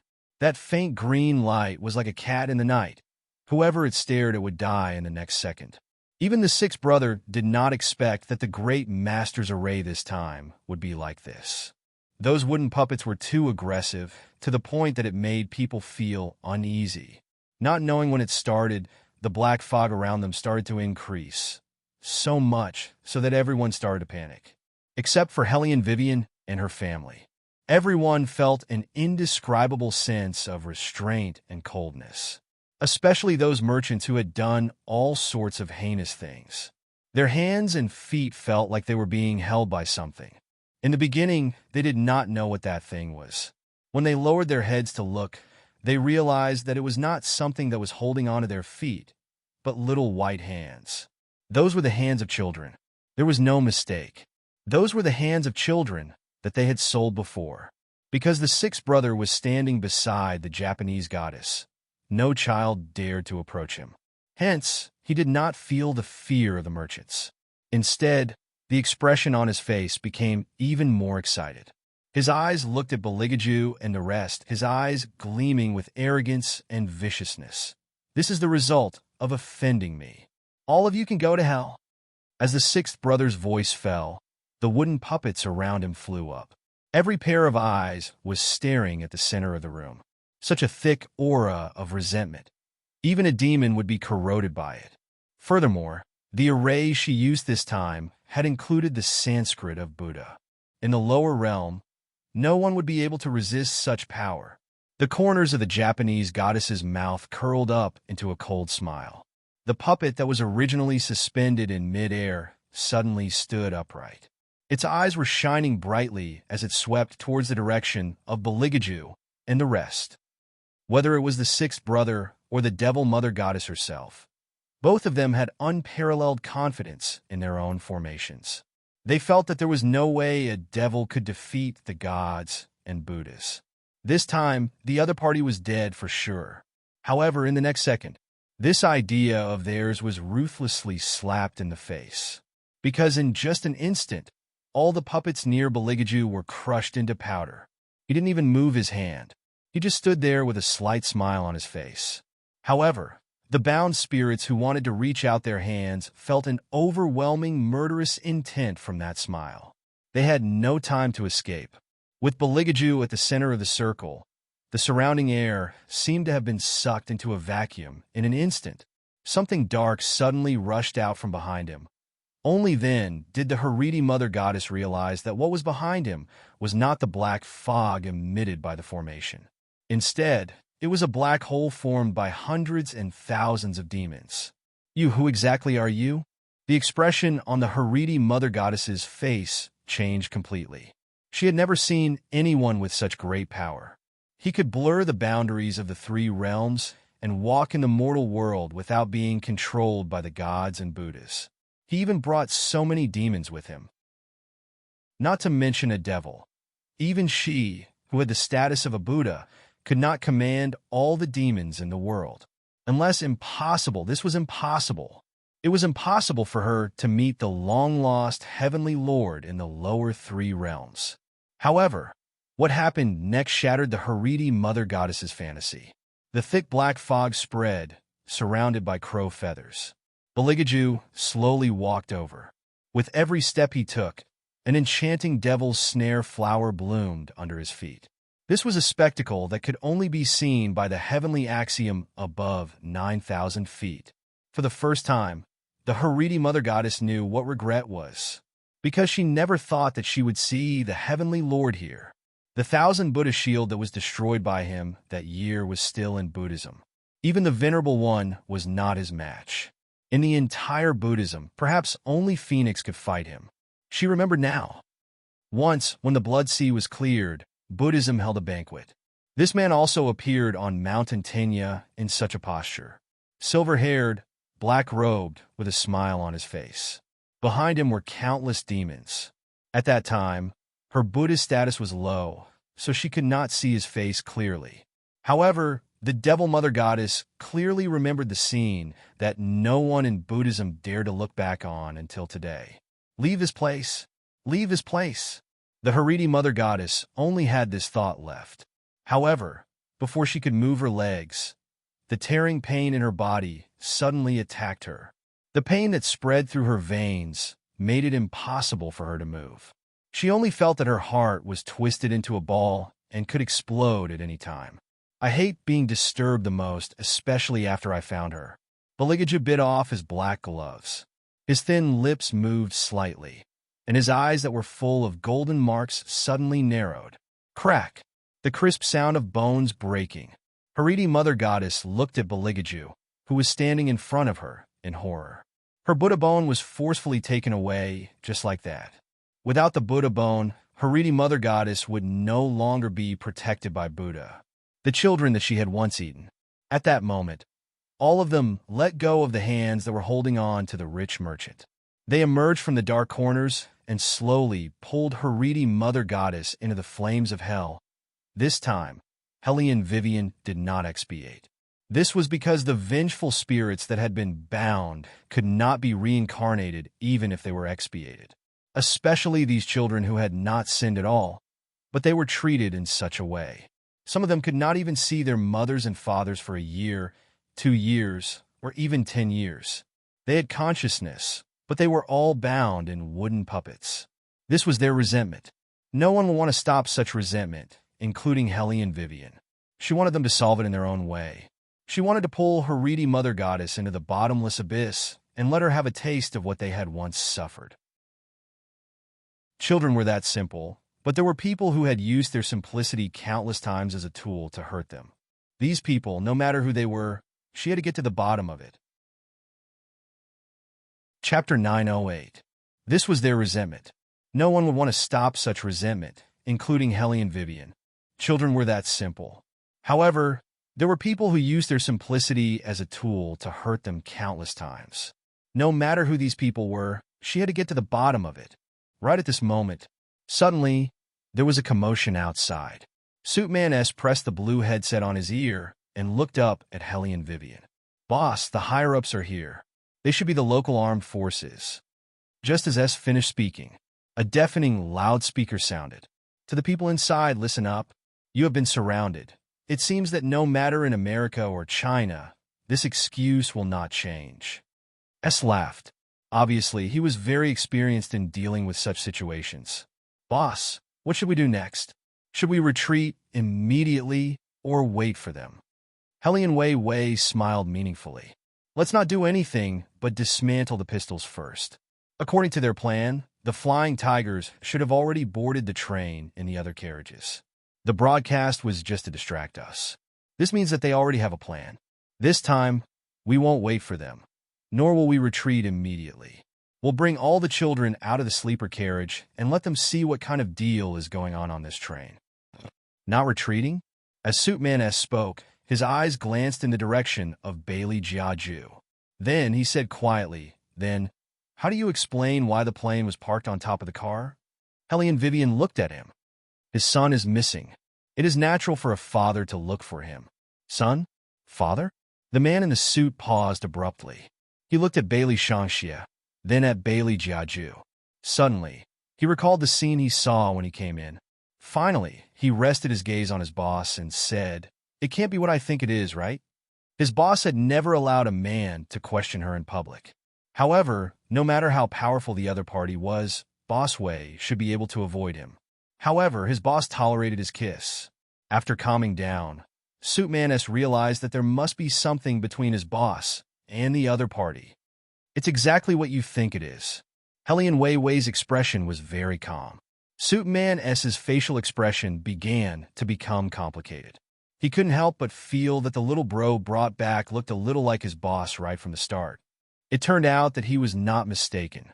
All of this was real. In other words, the man that boss had flirted with was here. I'll say it again. The people inside, listen up. You've already. The noise outside the car continued.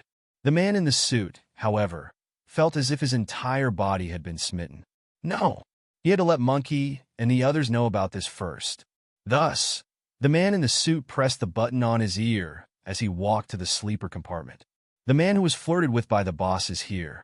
When Monkey heard the news, he was teaching the 3 children he had brought over how to play video games. He paused and immediately jumped up. "What? Where is it? Aren't you on the train?" "Yes, it was on the train. You should have seen the news about someone parking a plane at the train stop." The man who drove the plane was the one who slept with the boss, the man in the suit said firmly. Old, it looked like a bear and had similar thoughts. How much hatred do you think he has? In order to get even with boss, this man actually drove a plane and chased after us. Hellion Vivian. Speaking of which, it was because of little boss that the man discovered boss's existence. The more the man in the suit spoke, the wider his smile became. I think boss would never have thought that the other party's father would be the man that she slept with. Oh, right. You should remember the little boy who was abducted with little boss, right? That's him. Every dog has its day. Didn't boss say that the other party was a scumbag? Now that she has seen him in person, Hellion Vivian reached out and pressed the earpiece. If you say one more word, your commission will be reduced by half. Hearing this, Monkey immediately gloated. Commission should have been reduced by half long ago. But boss, did you really sleep with the father of the little boy that you asked me to investigate? Hellion Vivian heard this and raised her eyebrows. Participating in discussions that have nothing to do with the mission will result in a 0 commission. Monkey's smiling face immediately froze and the corners of his mouth twitched. The mastermind's commission will only be reduced by half, but the accomplice's commission will be reduced to 0. This is how I treat you. Hellion Wei simply looked at her own happiness, completely emitting the aura of a queen.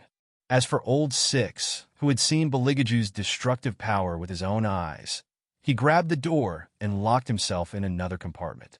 However, he was still worried and looked at the dining compartment vigilantly. He dragged his long legs and walked forward step by step, desperately calling for help from the special forces. Right now, Six would rather be captured than be with this group of monsters. That's right. In Old Six's mind, Hellion Vivian and Beligaju had already become monsters. He had never seen a person being followed by a group of monsters. If it wasn't for the fact that Old Six had experienced a lot of things and was vicious and merciless to a certain extent, if it were anyone else, they would have been scared speechless. Therefore, when a group of people came in with rifles, he cooperatively raised his hands and took a step forward, hiding behind the armed forces. His eyes were still filled with fear as he looked at Beligaju. He even grabbed the clothes of the armed forces leader and kept saying, "Save me. Those monsters want to kill me. They want to kill me." At the same time, The armed forces who did not know what was going on immediately took a step forward and swept the area with their guns, protecting OL-6. Old 6 had achieved his goal, because even if the enemy was very strong, there were people sent by the higher-ups to block him. Moreover, as long as he was caught, he would be secretly protected. These people wanted to investigate him, but they wouldn't be able to find anything. As for that monster, he didn't believe that the monster would dare to cast a spell in front of the armed forces.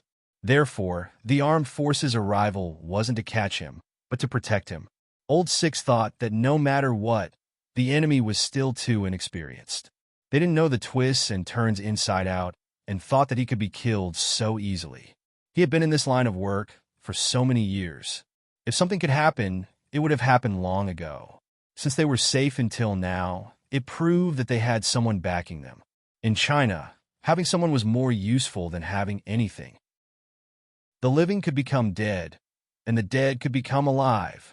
For the readers, it's too sleepy. Mwah. Good night. Continue tomorrow.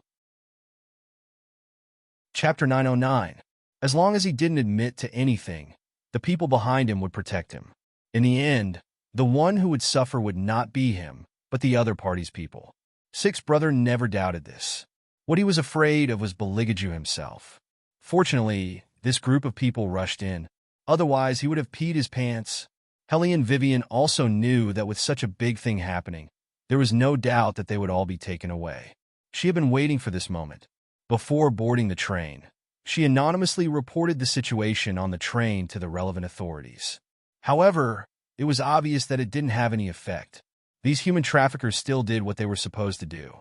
This made Helly and Vivian realize that if there wasn't a major incident, there wouldn't be any impact.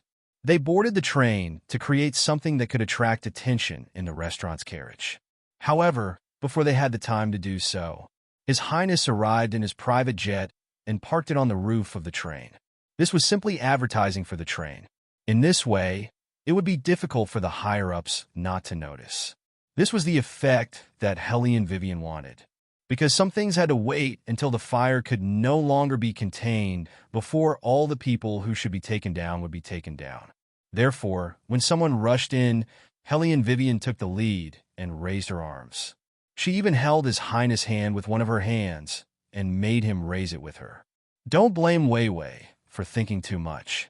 His Highness would really kill all the people who came in, regardless of whether they were good or bad people. His Highness was very satisfied that Helly and Vivian took the initiative to hold his hand. The corners of his mouth curled up as he tilted his head and glanced at Helly and Vivian. Helly and Vivian continued to raise His Highness' hand and stared at it. Little Shangxie and Qingchun took a second look and followed Helly and Vivian's example. They raised both of their little hands. The two little ones were not very tall. After all, they were only 3 years old. They looked even cuter when they raised their hands. However, little Shangxi's face was too cool. When he looked at those people, he didn't look like he was surrendering. Instead, he looked like he was evaluating whether the food was delicious. Beligaju was too familiar with that kind of gaze. He turned his head and gave Bailey Shangxie a warning look. I've told you about the dining etiquette. It seems that you've forgotten it because of the train journey today. What dining etiquette? Qingchun was very curious.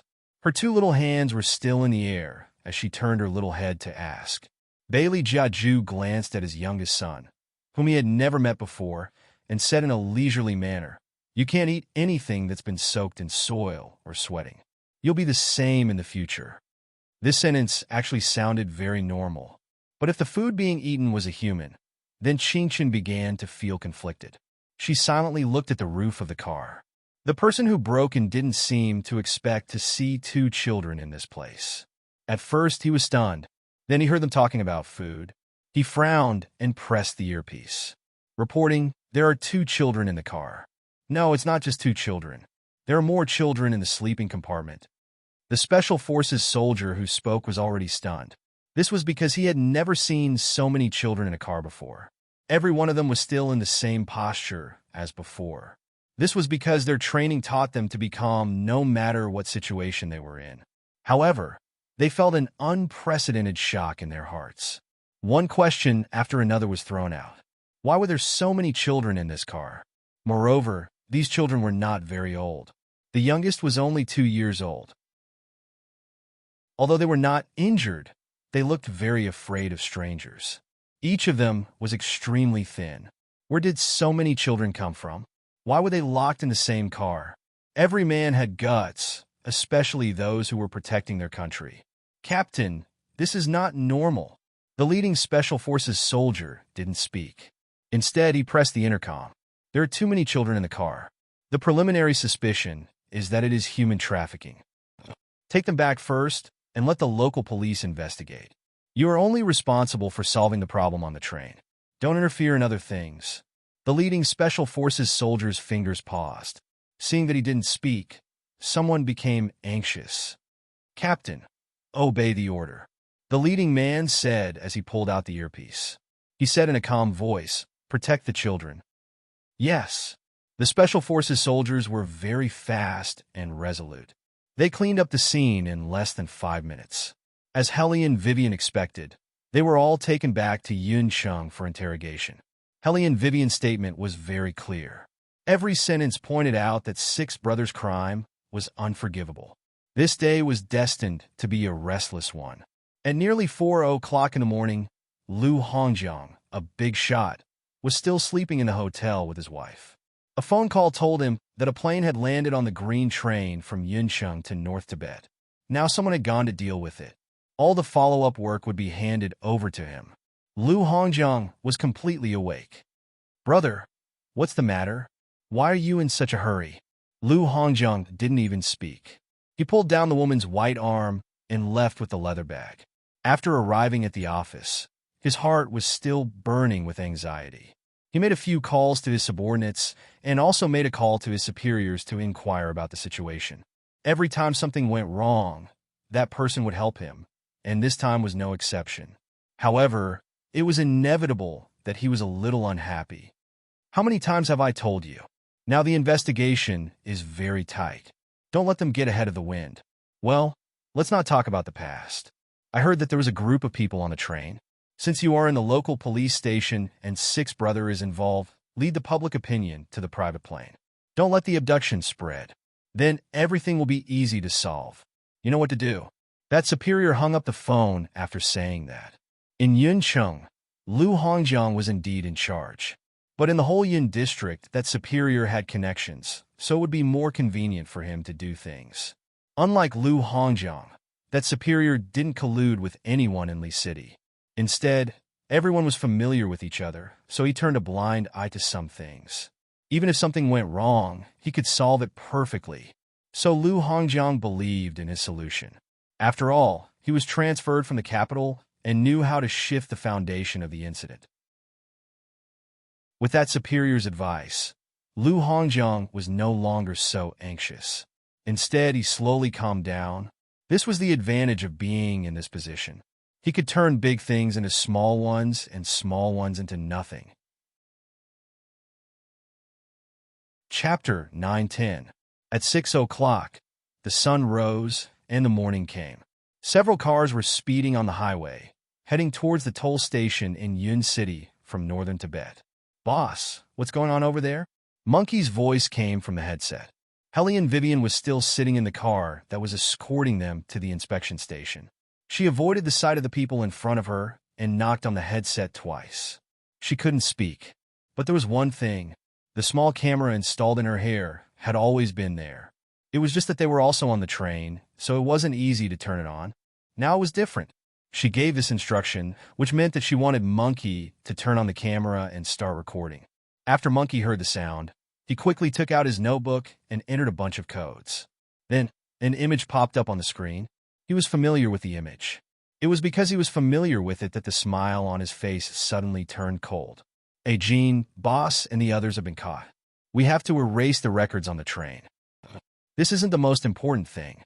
The most important thing is the ornaments on Elle's body. If a professional is here, they will definitely find it suspicious. Jean took a sip of wine and looked back at old A, who was still playing with the children. The corners of his mouth curled up. But that will have to wait until we go to the top to find someone who understands. The local people won't be able to see the use of those ornaments. As long as Boss and the others can come out before that, it will be fine.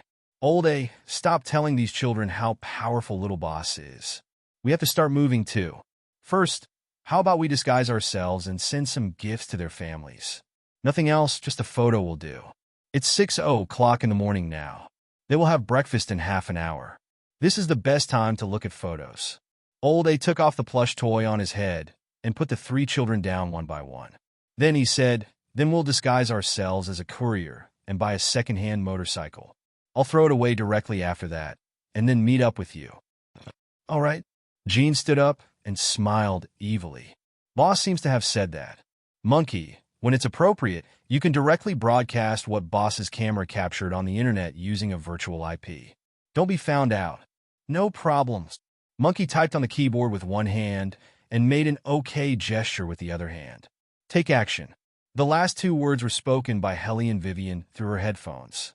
Even though she didn't say anything, the long-time tacit understanding allowed everyone to receive the message in an instant. This also included Suit Man S and Young Man L. L had the most accessories on his body, but he was extremely secretive. If one wasn't a real expert, they wouldn't be able to tell that those little things would combine into a small pistol. This was something only a mechanical genius like L could do. The Special Forces soldiers who escorted them had been paying attention to the children. They didn't say anything, but they were waiting for a reasonable explanation. They knew that there were always some things that they couldn't let everyone know in order to avoid causing panic. But this time was different. They had fought floods and saved fires. In order to resist the invaders, they did not hesitate to sacrifice themselves. It was all for the sake of making this country better and more peaceful. And this time, there was clearly something wrong with the mission because the appearance of these children was not part of their mission. There were so many children. How did they get on the train? If no one was involved, no matter how powerful the person was, it would be impossible to bring so many children onto the train at once. What about the ticket inspection? What about the patrol on the train? Didn't they find anything? The Special Forces soldiers were engrossed in their thoughts. No one spoke. At this time, the car just stopped. As soon as the door opened, Lu Hongjiang came over. He had been waiting at the door early in the morning. Because of the plane, many people on the internet were paying attention to the follow-up of this matter. He had to leave a good impression in the hearts of his peers or the media. He deliberately didn't wash up to make himself look a little travel-worn. He reached out and shook the captain of the team. Thank you for your hard work. It's really hard. Well, since we have arrived in Yuncheng, you can go and rest. The work of cleaning up will be done by us. There is still a group of children on the train. The captain just opened his mouth. Lu Hongjiang interrupted him. There are still many people here. It's better to sort out some information and investigate before we talk about it. They did have a principle of confidentiality about the mission. In addition, they didn't know why there were so many problems. Moreover, this kind of thing was not within their scope of responsibility, so it was difficult for them to say anything. They were worried that making groundless accusations would cause bad influence. Lu Hongjiang grasped this point. As long as this matter was digested internally, there wouldn't be any influence. It would become an ordinary case. Moreover, he would be the one to decide the outcome of the cleanup work. As long as he controlled this matter well, he would be the one to decide. Lu Hongjiang was quite confident. To him, only these Special Forces soldiers couldn't be controlled. However, the iron discipline of soldiers didn't allow them to say anything to the outside world. It had to be said that Lu Hongjiang's calculations were very good. He was very meticulous in his work and was very good at putting on a show. His eyes were bloodshot, but he still insisted on working. He wanted to personally interrogate who was causing trouble on the train. The word causing trouble was used very subtly. Lu Hongjiang's words were equivalent to deciding the nature of this case. He didn't mention the child trafficking at all. He directly led the topic to the matter of the plane stopping on top of the train. He didn't let Sixth Brother go because he knew that it would be easy for others to talk about him if he let Sixth Brother go at this time. Instead, he directly convicted Sixth Brother of participating in the fight on the train. On the surface, he was handling it impartially, but in reality, when comparing large-scale child trafficking, gun carrying, and causing trouble, it was obvious which crime was more serious. The former could directly make Sixth Brother lose his head, while the latter could at most lock Sixth Brother up and let him out very quickly. After doing all this preparatory work, he started the real interrogation. In other words, he didn't interrogate Six Brother at all. He directly skipped over him and took the prepared statement in his hands. He was going to interrogate Hellion Vivian and the others. After all, for Lu Hongjiang, the sooner the train incident came to a conclusion, the better. The higher-ups were still waiting for news. If it took too long, it wouldn't be good for him. The first person Lu Hongjiang interrogated was Elle. He originally thought that since Elle was relatively young, it would be easier to get information out of him. However, no matter what he asked, Elle didn't even lift his head after 20 minutes had passed since he came in. Chapter 9:11. If he hadn't glanced at him from time to time, Lu Hongjiang would have suspected that he didn't hear him at all. However, he didn't give any response even after hearing it. The perfect silence made Lu Hongjiang take a deep breath. He turned and walked to the second interrogation room. He didn't believe that none of them would lose control and speak. This time, Suitman S was in the interrogation room that Lu Hongjiang pushed open. Based on Lu Hongjiang's observation of people, the brighter the clothes, the easier it was for him to find out something. Sure enough, as soon as Lu Hongjiang entered the room, S opened her mouth to speak. However, what he said was, "I want to contact my lawyer." Not many people in the mainland could afford a private lawyer, and even fewer people understood the meaning of a private lawyer's existence. If there was a lawyer, anything could be solved by a lawyer. As long as there was no absolute evidence to link the interrogator to the incident, the interrogator had the right to remain silent. Lu Hongjiang felt that it was troublesome to meet such a person, so he decided to take the initiative. "We'll help you contact a lawyer, but you have to tell me why you were on the train."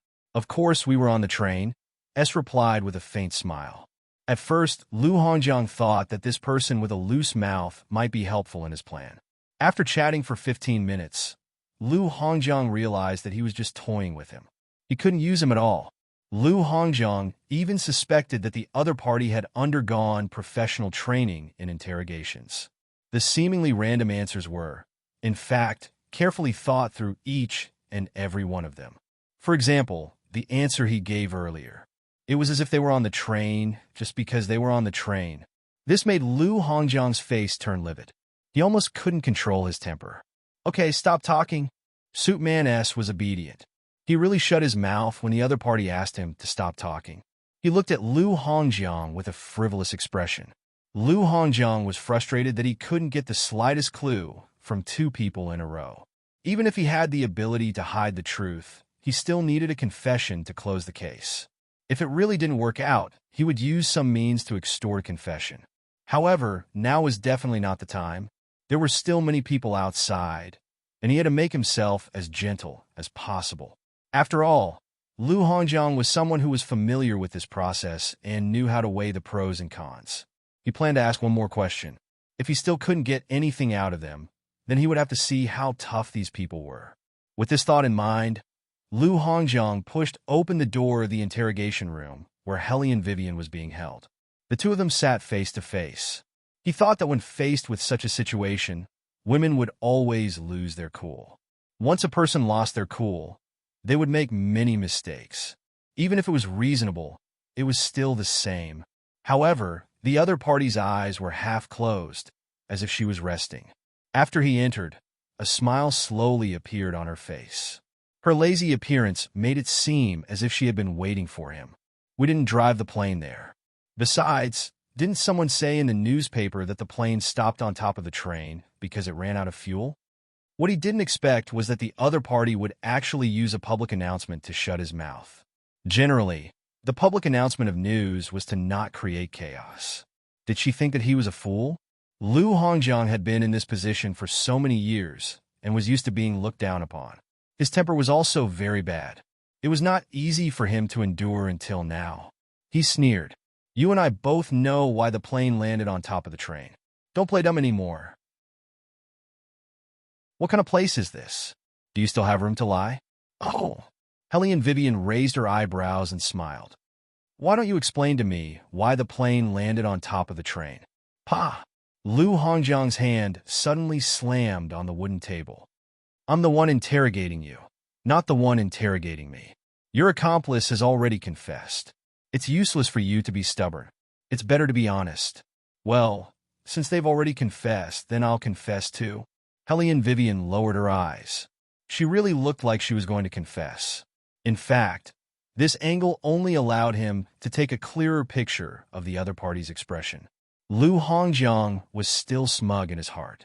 With just a little scare, you can get anything out of her. That plane really didn't belong to us. We had a small conflict with Sixth Brother on the train. If Lu Hongjiang used the word troublemaker well, Helene Vivian used the word small conflict even more cleverly. Since the other party wanted to turn a big problem into a small one, and a small one into nothing, then she would go along with the other party's wishes. Sure enough, Lu Hongjiang heard and nodded in satisfaction. However, what he didn't expect was that Helene Vivian's next sentence was actually, "You should be very familiar with Sixth Brother, right?" Helene Vivian asked very directly. "That Sixth Brother who traffics in human beings." Lu Hongjiang's expression changed, and he smiled coldly. "What are you talking about? I don't understand at all. What's Sixth Brother? You're slandering him. Just pretend that you don't know him. Then why didn't you ask where the children on the train came from? Why did you ask about the origin of our plane?" Helene Vivian's every word hit the nail on the head. "I don't believe that no one told you that the entire carriage was filled with children under the age of 5. These children were starved, and their minds were in a state of collapse. This is the core of this matter, not some plane. Of course, since you asked why the plane was parked on the roof of the car, then I will answer you again. The plane was indeed not driven by us. It was a father who was anxious to find his kidnapped son, so he sent a private jet to find him. I don't know if you were satisfied with this answer?" Lu Hongjiang's eyes darkened when he heard Helene Vivian's words. He could see that this group of people wouldn't admit defeat. "You're really sharp-tongued. You did something wrong, but you don't admit it. You're slandering people like us who want to solve the problem." Helene Vivian smiled again. "Since you want to solve the problem, when are you going to convict Sixth Brother of his crime? Shouldn't large-scale human trafficking be sentenced to death?" Hearing this, Lu Hongjiang suddenly stood up and put his fingers on the table. He looked at Helene Vivian coldly. "In this place, even the crime of human trafficking won't be sentenced to death. Moreover, there's a lot of suspicion in your confession. There's no truth in it at all. Is that so?" Helene Vivian suddenly smiled and said meaningfully, "I really hope that you'll have this attitude later." Chapter 912. At first, Lu Hongjiang didn't understand the meaning of Helene Vivian's words. Instead, he felt that what she said was somewhat inexplicable. He came out of the interrogation room and planned to use other means to interrogate the next person Beligaju. But before he could push open the door of the interrogation room, his private phone rang. The person on the other end of the phone was his wife.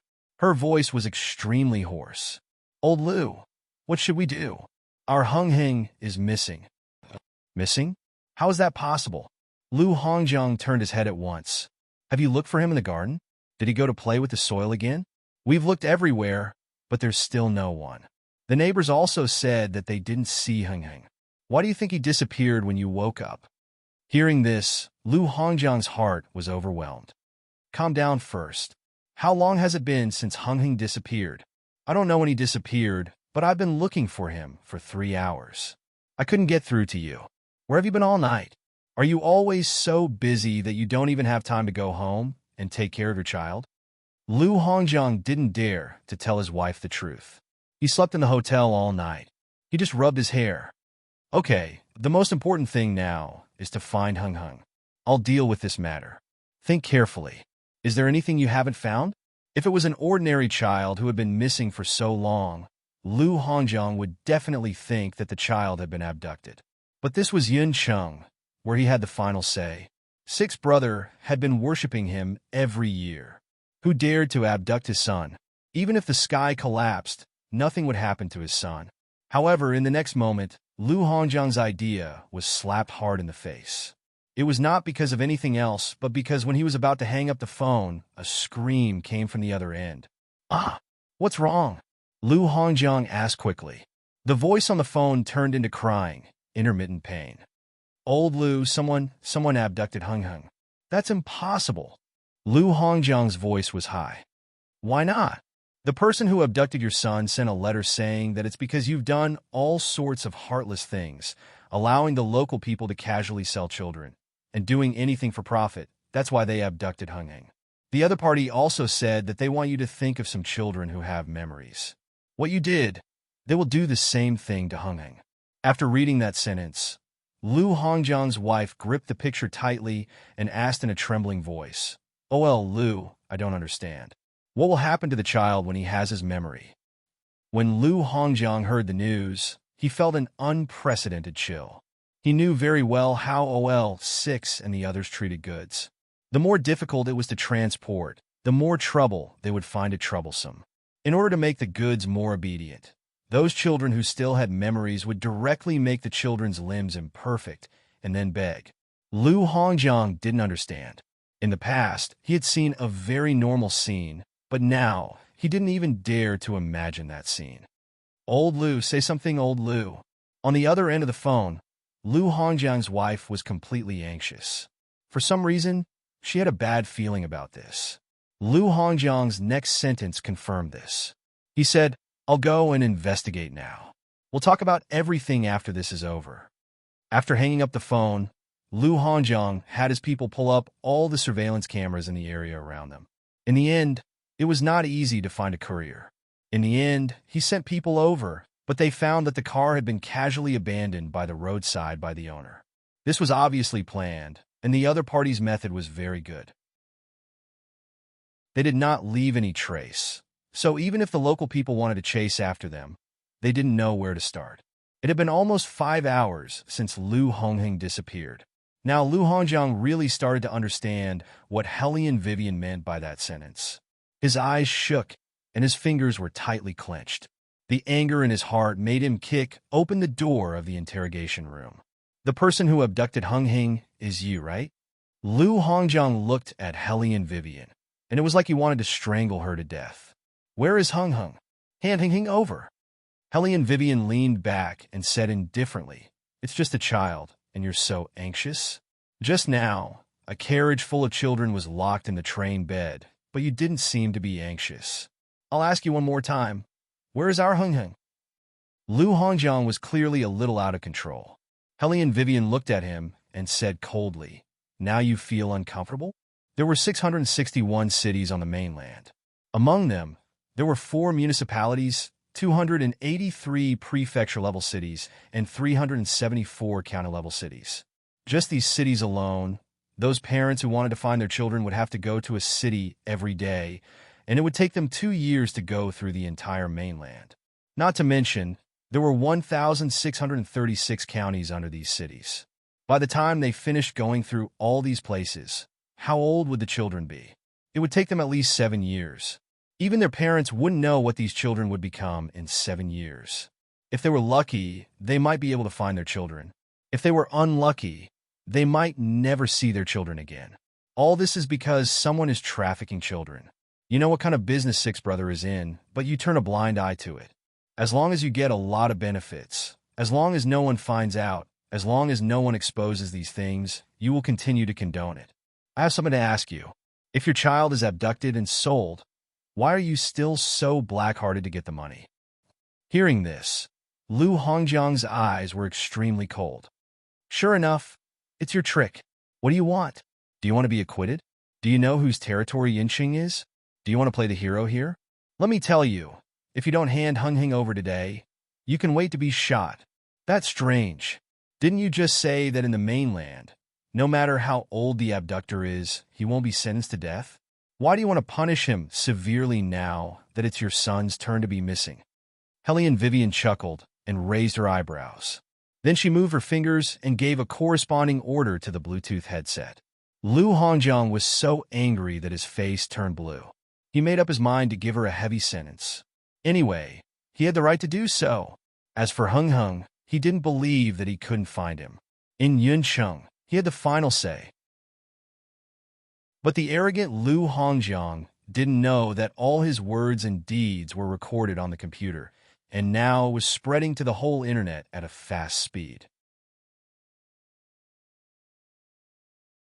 Chapter 9:13. We're just going to stay here? Not go anywhere?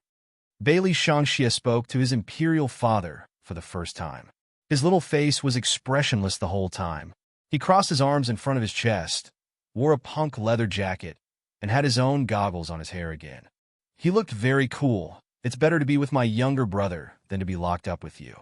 Baligaju glanced at his son, who was standing beside him indifferently, and said in a casual tone, "It's rare that we have the same opinion. But it's a pity that I'm now a father who desperately boarded the train to find his son. So you better be honest. Otherwise, why would I come all the way here to save you? You really listen to your mother." Bailey Shangxia's tone sounded very sarcastic. Bailey Jiaju slightly crossed his legs. That languid appearance was not like sitting in an interrogation room, but rather like drinking afternoon tea. His slender fingers tapped the side of his face. "You can choose not to listen. You see if your imperial mother will still like you if you go out now." Bailey Shangxia. "So you've been pretending from the beginning to the end. You're good at pretending in front of your mother. You don't have the usual murderous look. That's enough." The father and son had never seen eye to eye with each other. Now, they were in the same interrogation room. The younger one stood coolly beside the older one. His blood-red eyes looked at Lu Hongjiang, who walked in through the door. A bloodthirsty smile appeared on his face. "The food is here." Lu Hongjiang didn't realize what kind of father and son he was going to face next. He thought that this was the last person. No matter what, he had to pry open this person's mouth. This time, Lu Hongjiang didn't speak too harshly like the previous few times. This was because he also calculated in his heart. Someone who could fly a private jet into the country must have a certain economic foundation, different from the group of people who wanted to drag him down. Lu Hongjiang believed that the reason this person appeared on that train was probably because his son had been abducted. Thinking of this, Lu Hongjiang couldn't help but curse old Six in his heart. Why is he so bad at doing things? He had hinted before that when he caught those children, he didn't want to touch anyone with a background. There would be a lot of trouble when the time came. Now that he had stirred up trouble, he had to clean it up. "Sir, I know that what happened on the train had nothing to do with you, but you should have been in the train carriage at that time." Someone accused Helian Wei Wei and her group of people in the carriage of illegal possession of guns and attempted to rob the train. "If your testimony is the same as what I understand, then you can go back soon. First of all, how many people did they hurt? Did they destroy all the weapons in their hands?" In order to avoid arousing suspicion, Lu Hongjiang had never met Six's brother. If he had met Six's brother, he would not have asked Baligaju and his son this question. Before Baligaju could say anything, Bailey Shangxia spoke up with a brilliant, bloodthirsty smile. "Is this considered a confession?" Lu Hongjiang didn't expect to hear the word confession from a 3-year-old child. After being stunned for a moment, he looked at Bailey Shangxia and said, "Little kid, I'm handling a case, and I'm asking your father. In the mainland, it's not illegal for a child to attack a police officer, right?" Little Shangxia didn't care about what Lu Hongjiang was saying. After he finished speaking, he glanced at his father. Bailey Jiaju leaned back and nodded. He looked at Lu Hongjiang with a smile that was not a smile. Lu Hongjiang didn't know why, but that smile made him feel a chill from the bottom of his heart. Why did this little boy ask such a question? Was this a question that a 3-year-old child would ask? Before Lu Hongjiang could react, his arm was twisted by a small, porcelain-like hand. The heart-wrenching pain made him fall to his knees. One of his knees landed heavily on the ground, and he raised his head to look at Bailey Shangxia, whom he had always thought was only 3 years old. From his angle, Bailey Shangxia's eyes were so red that they seemed to be glowing faintly. At this moment, the door of the interrogation room was suddenly opened, and someone rushed in. Bailey Shangxia let go of his hand. He looked regretful. Lu Hongjiang was furious. He swung his left hand and said in a high voice, "Catch this little brat for me." "This? Secretary, he's only a 3-year-old child. According to the rules, he can't be locked up." The person who rushed and said softly, "Why don't you interrogate the older one?" Lu Hongjiang gritted his teeth. The pain really existed in his body, but he couldn't do anything to the other party. This feeling was terrible. He saw that the other party had some money, so he wanted to give him face so that they could get along well in the future. Since the other party didn't buy it, then he shouldn't force him to do anything. Lu Hongjiang twisted his wrist and gave the person behind him a look. Then, another person rushed in. Compared to the previous person, this person's expression obviously changed. He leaned over and whispered a few words in Lu Hongjiang's ear. Lu Hongjiang's expression changed. He no longer had the mood to interrogate. He strode out of the interrogation room and said, "Where's the computer? Give me the computer." The secretary beside him quickly handed him a tablet. His forehead was overflowing with cold sweat. It was obvious that he had seen something. Lu Hongjiang took the tablet and opened the web page. Not only was the sound very clear, even the image was very clear. His every word and every expression was recorded so that people could understand it clearly. Because of the problem with the platform, the reposts and comments were increasing at a crazy speed. Everyone was scolding him for having a beast heart. "I've never seen such a beast. His child is a treasure, but other people's child is grass? There must be an explanation." This kind of person actually stayed in a high position safely for so many years. A car full of children. How many parents favor children? In order to reduce human trafficking, we always remind the children to be careful not to eat food given by strangers, not to give directions to strangers, and not to talk to strangers. We take precautions and don't hesitate to wear down the children's innocence. We want to protect them, but in fact, this is not enough. This is not the solution to the problem at all. I keep feeling that this matter is not so simple. Isn't this person too protective of the human traffickers? Is there some inside story? Ask for a technical analysis. Very soon, a technical post appeared on Weibo. This was what Lu Hongjiang feared the most.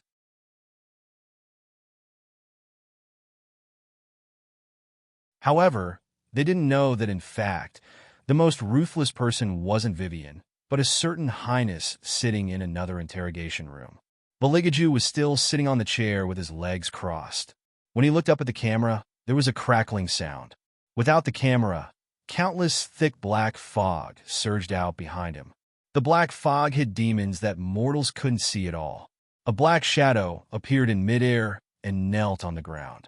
"Master, the human surnamed Lu seems to be very afraid that the video shot by the Princess Consort will be pushed to the top of the news.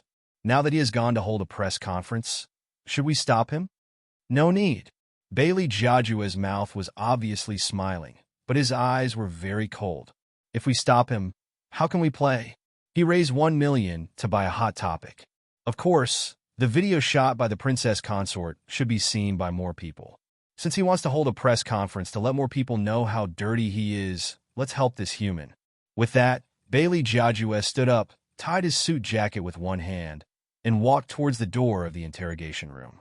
The door was originally locked, but when he walked in, the lock was instantly twisted into a different shape. Click! The door opened at the sound. Bailey Jiaju's silvery hair shone with a watery luster under the sunlight. In the face of such a man, many death guards didn't dare to appear. Time seemed to stop in the world. Those people walking in the corridor maintained their original movements, as if they didn't even move. Baligaju walked past them so elegantly. The whole corridor seemed to be echoing with the exclusive Sanskrit sound of the devil. Bailey Shanxia followed behind him, his eyes brighter than ever. The two death guards who were wandering here all hid, squatted in the corner, and stretched their necks to look in this direction. Why are this father and son here? Or did they come out of the interrogation room? Shall lower your voice. The big devil might not bother to smash the door, but the little devil might not. Us messengers are like Barbie dolls in his hands, and the kind that can be trampled on very easily. So don't talk, be quiet. Death guards, you asked me to be quiet. Why do you have to be so loud? The little devil is already standing behind you, okay? You idiot. Two death guards. Bailey Shangxi glanced at them coolly, reached out his small hand and poked their heads. I don't like to play with death guards recently. Reapers. Thank the heavens, you've finally corrected that inhumane hobby of yours. But my younger brother will definitely like it. He hasn't played with it yet. Bailey Shangxia said very seriously. Catch them first. I'll let my younger brother play with them later. Death guards. When did you have a younger brother? This is not normal. One little devil is not enough. Do you want a second one? Oh no! Bailey Shangxie was very qualified as an older brother. He always thought of little Qingshan. With a tug of his small hand, he dragged the two death guards and caught up with his father's pace again. Chapter 9:15. Baligaju glanced sideways at his son and said faintly, "You're already so old, yet you're still playing with such childish things. The Reapers. Childish?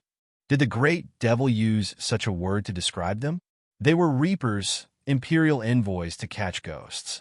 They were mighty and domineering. Bailey Shangxie was very cool. I caught them for my younger brother to play with." Hearing that it was for Qingshan, Baligaju did not say much. For the little devils, Reapers were indeed more practical toys. At the very least, they could not be killed. The Reapers who had peeked into the great devil's thoughts were about to cry.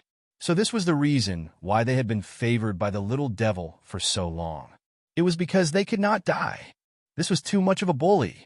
They had always thought that the little devil valued them so much because of their beauty. Bailey Shangxie saw that the two Reapers' faces had darkened. He stretched out his small hand and poked their heads, ordering, "My younger brother doesn't like it. Both of you laugh." The Reapers immediately forced themselves to laugh like flowers. Their teeth were piercing, and their faces were ashen. It was very funny. Bailey Shangxie bent down and observed them. His voice was very domineering. "You guys should maintain your original appearance. Don't laugh. It's too ugly when you laugh. You'll scare my younger brother." The Reapers were really about to vomit blood. They regretted coming to this place to catch dead spirits. Oh, but they really wanted to go back to the underworld. Although His Highness Little King of Hell was also very vicious, His Highness Little King of Hell was a wife-lover. His lifelong wish was to chase after his wife. He did not have extra time to mess with them. But the little devil was different. He really played with them like Barbie dolls. Why was life so difficult? Along the way, Bailey Shangxie dragged the two Reapers, which played a very good role in opening the way. When they reached the press conference, everyone felt an unknown cold wind. The hall, which was originally quite warm, suddenly became cold for no reason. Just as the reporters were about to stand up and get a cup of hot water, they saw Lu Hongjiang and his secretary walking over. Everyone has been waiting for a long time, right? Lu Hongjiang's expression was still the same as before. He sighed elegantly and said, "Let's start the questioning." Of course, the reporters would not let go of this opportunity. After all, these were reporters who had been in contact with Lu Hongjiang before. When they asked questions, they were basically on Lu Hongjiang's side. "What do you think of the posts on the internet? It's inevitable that the people above us will encounter such problems. Malicious speculation will only make me more strict with myself. In fact, from the beginning, I defined this case as a human trafficking case, but I didn't catch anyone doing the transaction at the scene. Because of the lack of evidence, in order to avoid alerting the enemy, I interrogated the suspect from the side." Lu Hongjiang's explanation was just to fill in the blanks. The reporters didn't seem to notice it. They followed Lu Hongjiang's words and asked, "You mean that the real human trafficker is the female prisoner you interrogated?" "Yes." Lu Hongjiang's eyes looked at the camera. He deliberately chose a live broadcast in order to regain control of public opinion. Most people on the internet don't know the truth of the matter. Just based on a small video, they think that something has happened to me. In fact, my child is really lost. When I was fighting with these lawless human traffickers, I was already prepared in my heart. I just didn't expect that the revenge would come so quickly. In order to make me compromise, they directly abducted my son and wanted to use the internet to confuse the public. I'm also a victim. I lost my son. I am more anxious than anyone else, but I know that if I want to bring all of them to justice, I have to endure the pain and continue to interrogate them. This is the answer I give to everyone. Lu Hongjiang's words were very moving. Some of the audience, sitting in front of the TV screen, couldn't help but wonder if they were wrong. Perhaps they misunderstood Lu Hongjiang. After all, this bookmaker's reputation had always been very good. Now, in order to investigate the human traffickers, he suffered such revenge. Not only did he lose his son, but his reputation was about to be tarnished. Fortunately, they learned the truth of the matter in time. Otherwise, Wouldn't they have lost a good bookmaker who could make decisions for the people? Some netizens began to relax and began to type and leave messages. These human traffickers are too cunning. At this time, the Internet Water Army hired by the secretary also played a certain role. They began to clear Lu Hongjiang's name. He is a native of Yunqing. People who know Lu Shuji know that he is very approachable. Everything he does is for the sake of Yunqing. I really didn't expect that this time, in order to fight against evil, he would be slandered like this. We should be rational, especially at this time. The more we can't be instigated by others. Believe in the bookmaker. He will give us a satisfactory answer. As soon as this matter came out, I knew that someone deliberately poured dirty water on the bookmaker in order to get away with the crime. The bookmaker's style has always been strict, and he loves his wife. He won't have a close relationship with anyone at all. But what is worth doubting is why there is a camera in the interrogation room. This is simply a plot designed by the human traffickers long ago. More and more interview scenes were played at the same time during the live broadcast. The reporters turned the microphones to Lu Hongjiang again and said with sincerity, "We've really wronged the bookmaker. There's nothing to be wronged about. Now I just want to find my son and bring the real human traffickers to justice. No one knows how cruel they will be to my son," Lu Hongjiang said as he turned his head and closed his eyes tiredly, as if he was trying to bear the pain of losing his son. It had to be said that his acting was very good. No one saw the ferocious look on his face when he turned his face. She wanted to drag him down with a video? She was really whimsical. When the press conference was over, it would be the time of death for that woman. Lu Hongjiang was acting complacently, but he didn't see that at the end of the crowd, Beligaju raised the corner of his mouth. The kind of smile indicated that the game had just begun. The secretary still stood aside and cooperated with Lu Hongjiang. Because of this case, the bookmaker has not closed his eyes for a day and a night. Now he needs to rest for a while. If there are no more questions for the reporters, clatter. Before the secretary finished her words, there was a burst of white on the big screen in the hall. Hello? There's no sound from the microphones. What's going on? The secretary looked at the person controlling the equipment. Those people didn't know what was going on. Their equipment was still intact, but they didn't make a sound. After a second of pause, the screen finally showed a new image. The secretary was about to smile and continue what she had just said when she realized that the video on the screen had completely changed. Chapter 9:16. In the live broadcast, there was a private room surrounded by smoke. There were both men and women in the room. The women were wearing very revealing clothes and were behaving very flirtatiously. It was obvious what kind of place this was. When Lu Hongjiang saw the private room, his expression changed. Before the image became clear, he roared behind him, "Close it! Close all of these things for me!" The staff member controlling the video heard Lu Hongjiang's order and started to press the stop button, but it was useless. The image continued to play and became clearer. It even showed the face of one of the men in the room. That man's appearance was too familiar. If it wasn't Lu Hongjiang, who else could it be? He was even wearing his favorite suit. He was hugging a busty woman in his arms and kissing the woman's face carelessly. He must have drunk a lot because his face was still rosy. His hands were still touching the woman's body. His eyes were half closed, and he was lustful. Whatever elegance he had was all gone. He was extremely ugly. God! The reporters present couldn't help but let out a cry of surprise. After they reacted, they started to take pictures of Lu Hongjiang. Although they were indeed invited by Lu Hongjiang and usually helped Lu Hongjiang to guide public opinion, this time it was big news. Now, whoever could take pictures of Lu Hongjiang's reaction would get ratings and an absolute headline. Lu Hongjiang's face was extremely pale. He even strode to the control panel and reached out to press all the switches, but it was useless. It was still useless. Not only was it useless, but there was even sound in the image. It was the sound of him talking to Old Sixth. It was also the sound of him talking to Old Sixth on the night of the train departure. He specially instructed Old Sixth, "The higher-ups are very strict now. It's not like before. Be careful and give those children more medicine so that they can be transported out." That was his voice. He couldn't deny it even if he wanted to. This time, Lu Hongjiang was completely flustered. His palms were full of sweat. He reached out and pulled the secretary over. What's going on? What's going on? Who touched the things here? I don't know either. Usually, the secretary is closely related to the laptop.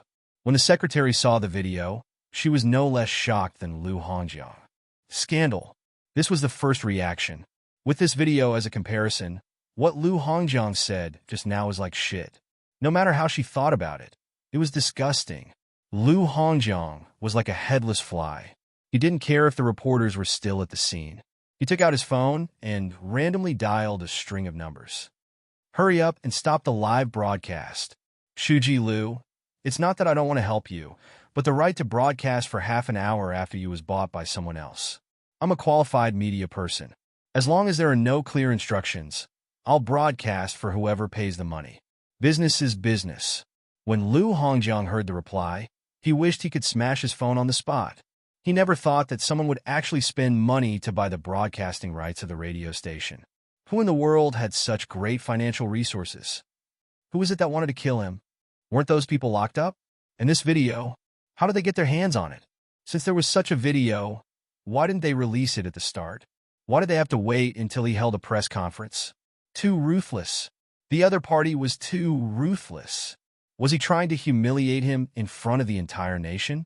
Or was he trying to make him lose his life? Lu Hongjiang felt a chill in his heart. He was really scared because the radio station wasn't like the internet. Once it was broadcasted, he was afraid that even that person wouldn't be able to save him.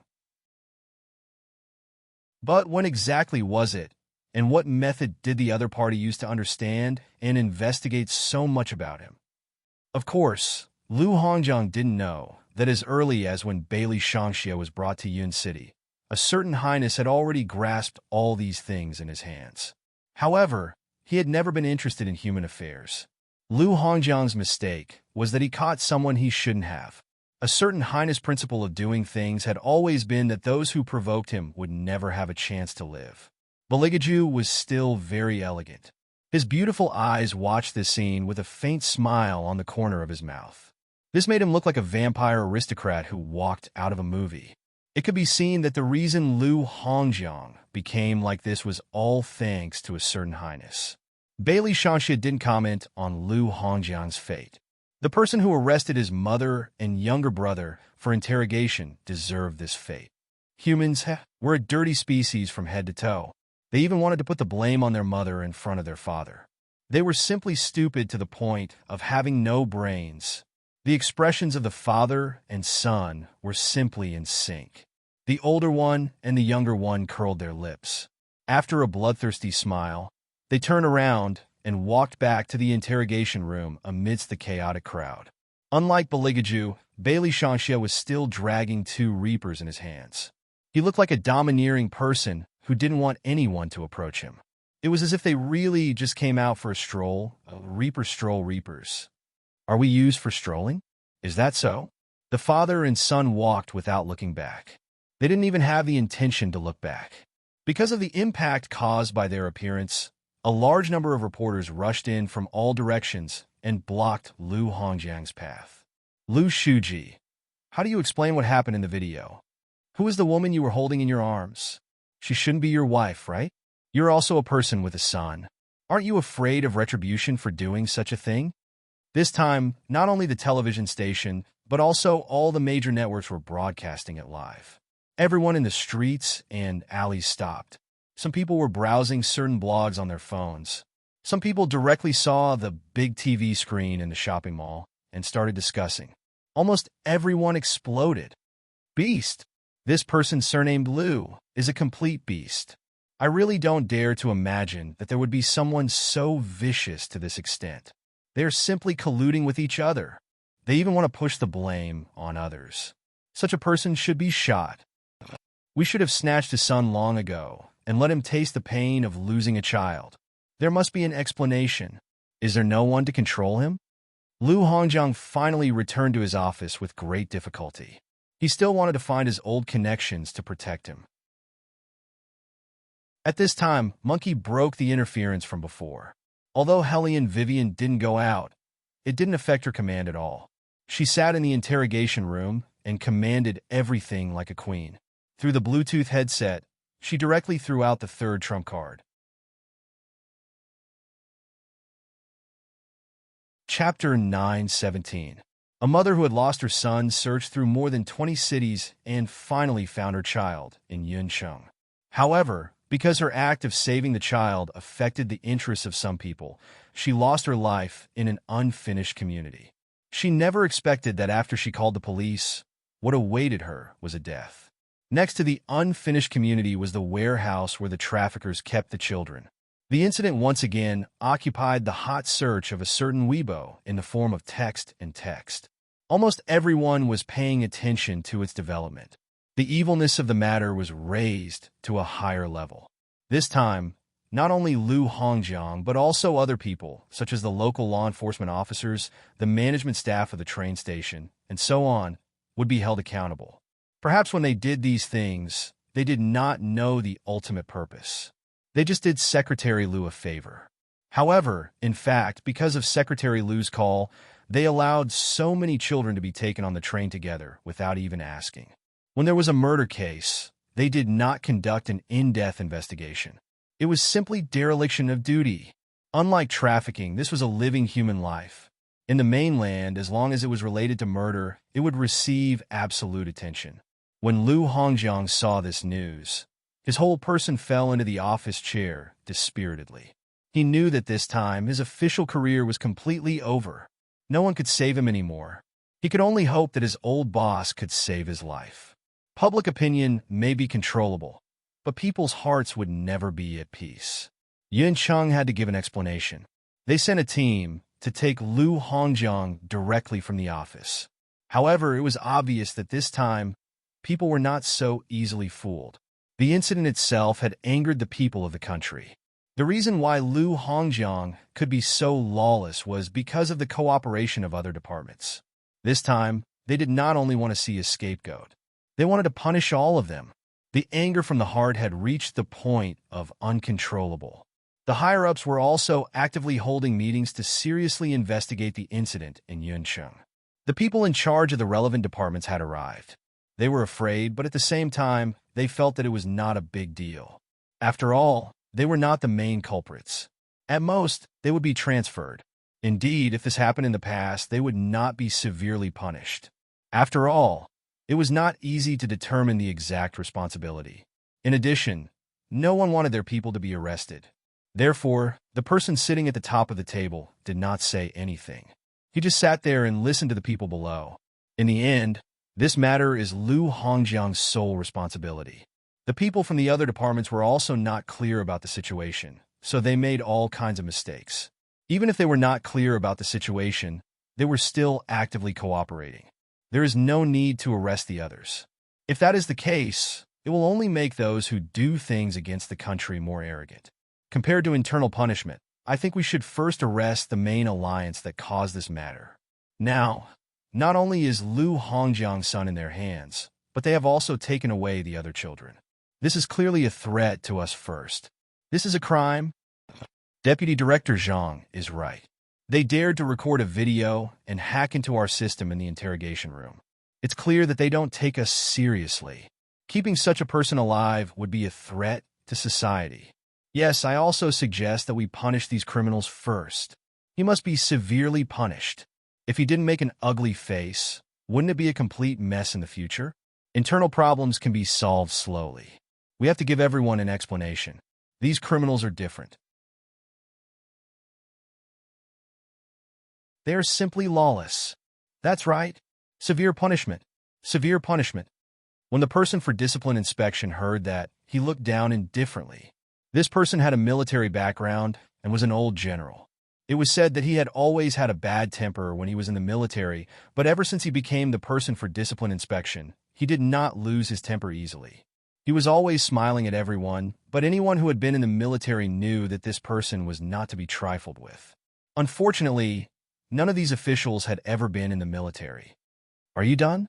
The old general asked them with a smile.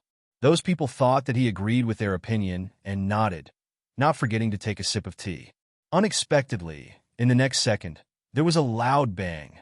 The old general casually smashed the teacup in his hand on Deputy Director Zhang's head. As a deputy director of the police station, you use this excuse to excuse yourself when something happens. Your mouth is full of bullshit. Deputy Director Zhang did not expect the other party to suddenly explode. He was completely at a loss. He reached out and covered his forehead. He stared blankly at the old general and stammered, What about you? Take him away right now. As for the criminal you keep talking about, I have been watching from the side since she carried out her first mission. Compared to her, you are a bunch of trash. When the United States invaded Huaxia, she was one of the defenders. As the old general spoke, the door creaked open. With a creak, the door to the conference room opened. A tall and slender figure walked out from the intersection of light and shadow. That person's gait was perfect, probably because of long-term training. Even his walk was pleasing to the eye.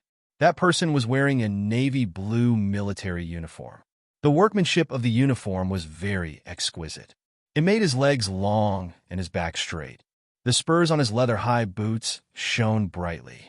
When the light shone on the military emblem on his shoulder, it gave off a faint glow, as if to suppress all the glamour. He was indescribably handsome. At this moment, he was tilting his head slightly. He raised his eyebrows slightly and lowered them again. Teacher, let me do the questioning myself. After all, I am one of the leaders. As he spoke, that person looked around and said with a smile, I heard that someone wants to denounce the Tang sect. Who is it? Come forward. How could anyone dare to step forward?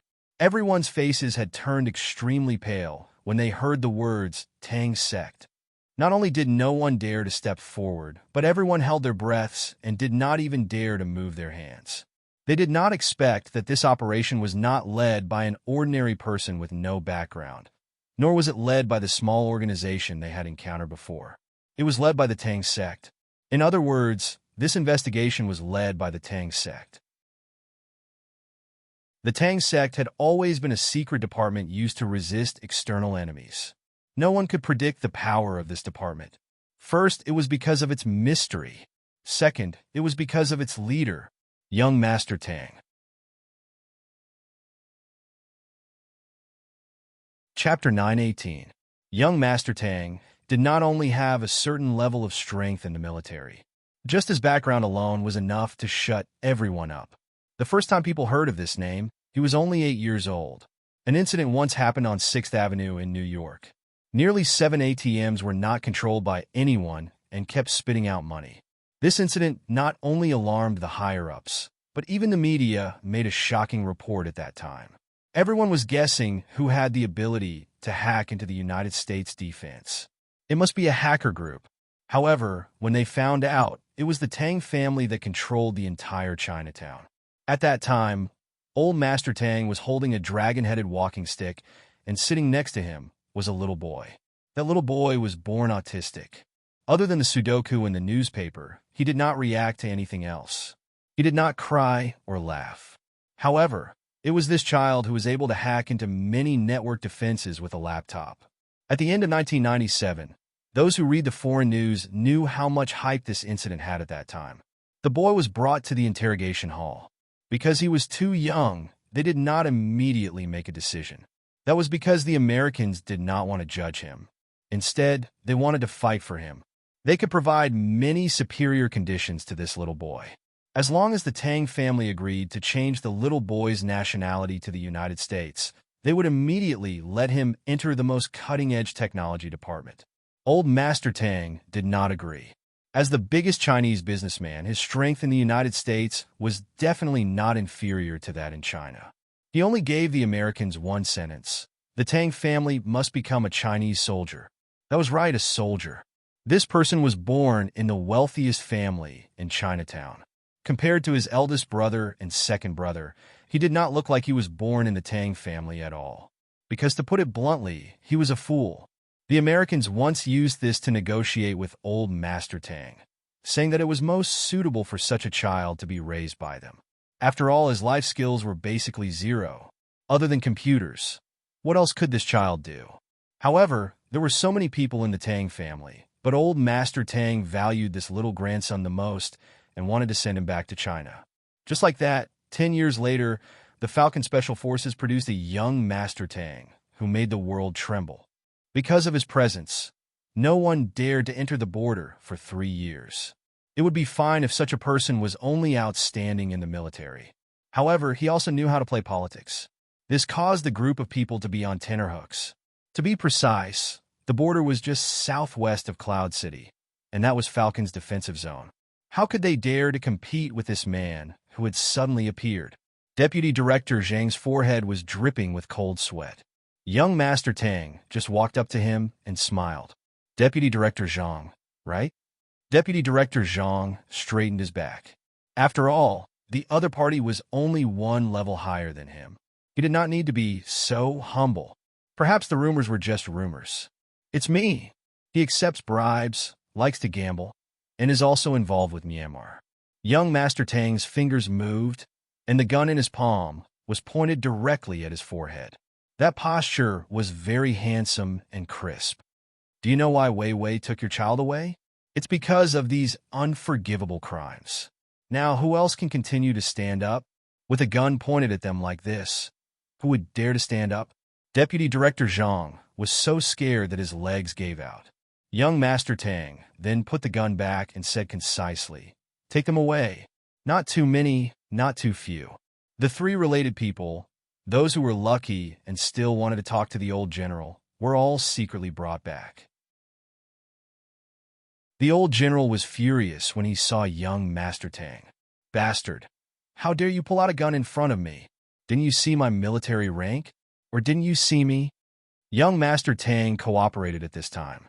He took a step back with his left leg and then put his feet together in a standard military salute. "General, you are not wearing a military uniform today. You?" The old general had a love-hate relationship with his favorite disciple. He pointed at him and said, "You're too high profile this time. How many times have I told you to keep a low profile when you're on a mission? Is the National Security Agency treating you badly? If they're not good to you, come back to me. You can do whatever you want here." Young Master Tang looked forward and saluted again. "General, I obey orders and follow orders." When the old general heard this, he wanted to slap the back of his head. When had this kid ever been so obedient? This was nonsense. "Fine, then don't come back. But did you really arrange this operation in advance? Why didn't I receive any news?"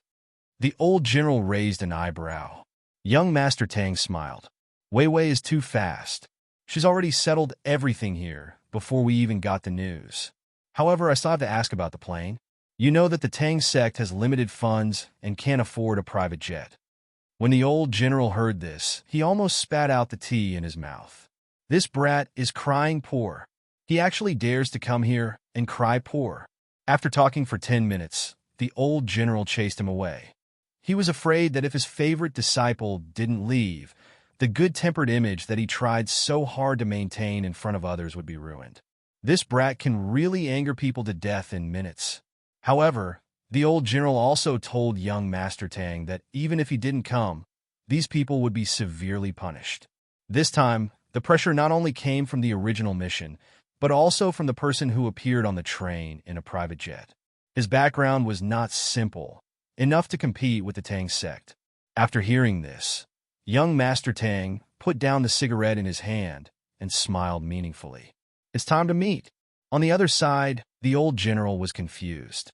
On the other side, Bailey Shangxie did not return to his original place. He dragged the 2 ghost messengers and walked to the interrogation room where Qingchen was being held. It was not difficult for the little demon to pass through the crowd. In addition, everyone was dealing with the discussions of the outside world, so no one was watching this side. Therefore, it was very easy for Bailey Shangxie to walk in. Qingchen was still sitting on the chair, playing with something with her head lowered. When she saw the 2 ghost messengers behind Bailey Shangxie, she instantly sat up straight. "I'm using someone else's laptop now, so I can't update. This is bad news. The good news is that there will be a new book after this book is finished. I hope you guys are still here. Then, I used your tips to buy a cup of coffee. I've recovered and went to the shooting location. Thank you, girls. I'll let you guys enjoy reading the new book. I can't go back yet, so I can only fly on the first. You're tuning into the Romance Rendezvous YouTube channel. We're so grateful for your support, and don't forget to subscribe to join us on this incredible journey through captivating stories. Your generosity through donations truly makes a world of difference, as it's the primary source of revenue that allows me to expand and enhance this channel for you. Thank you from the bottom of my heart for being a part of this adventure.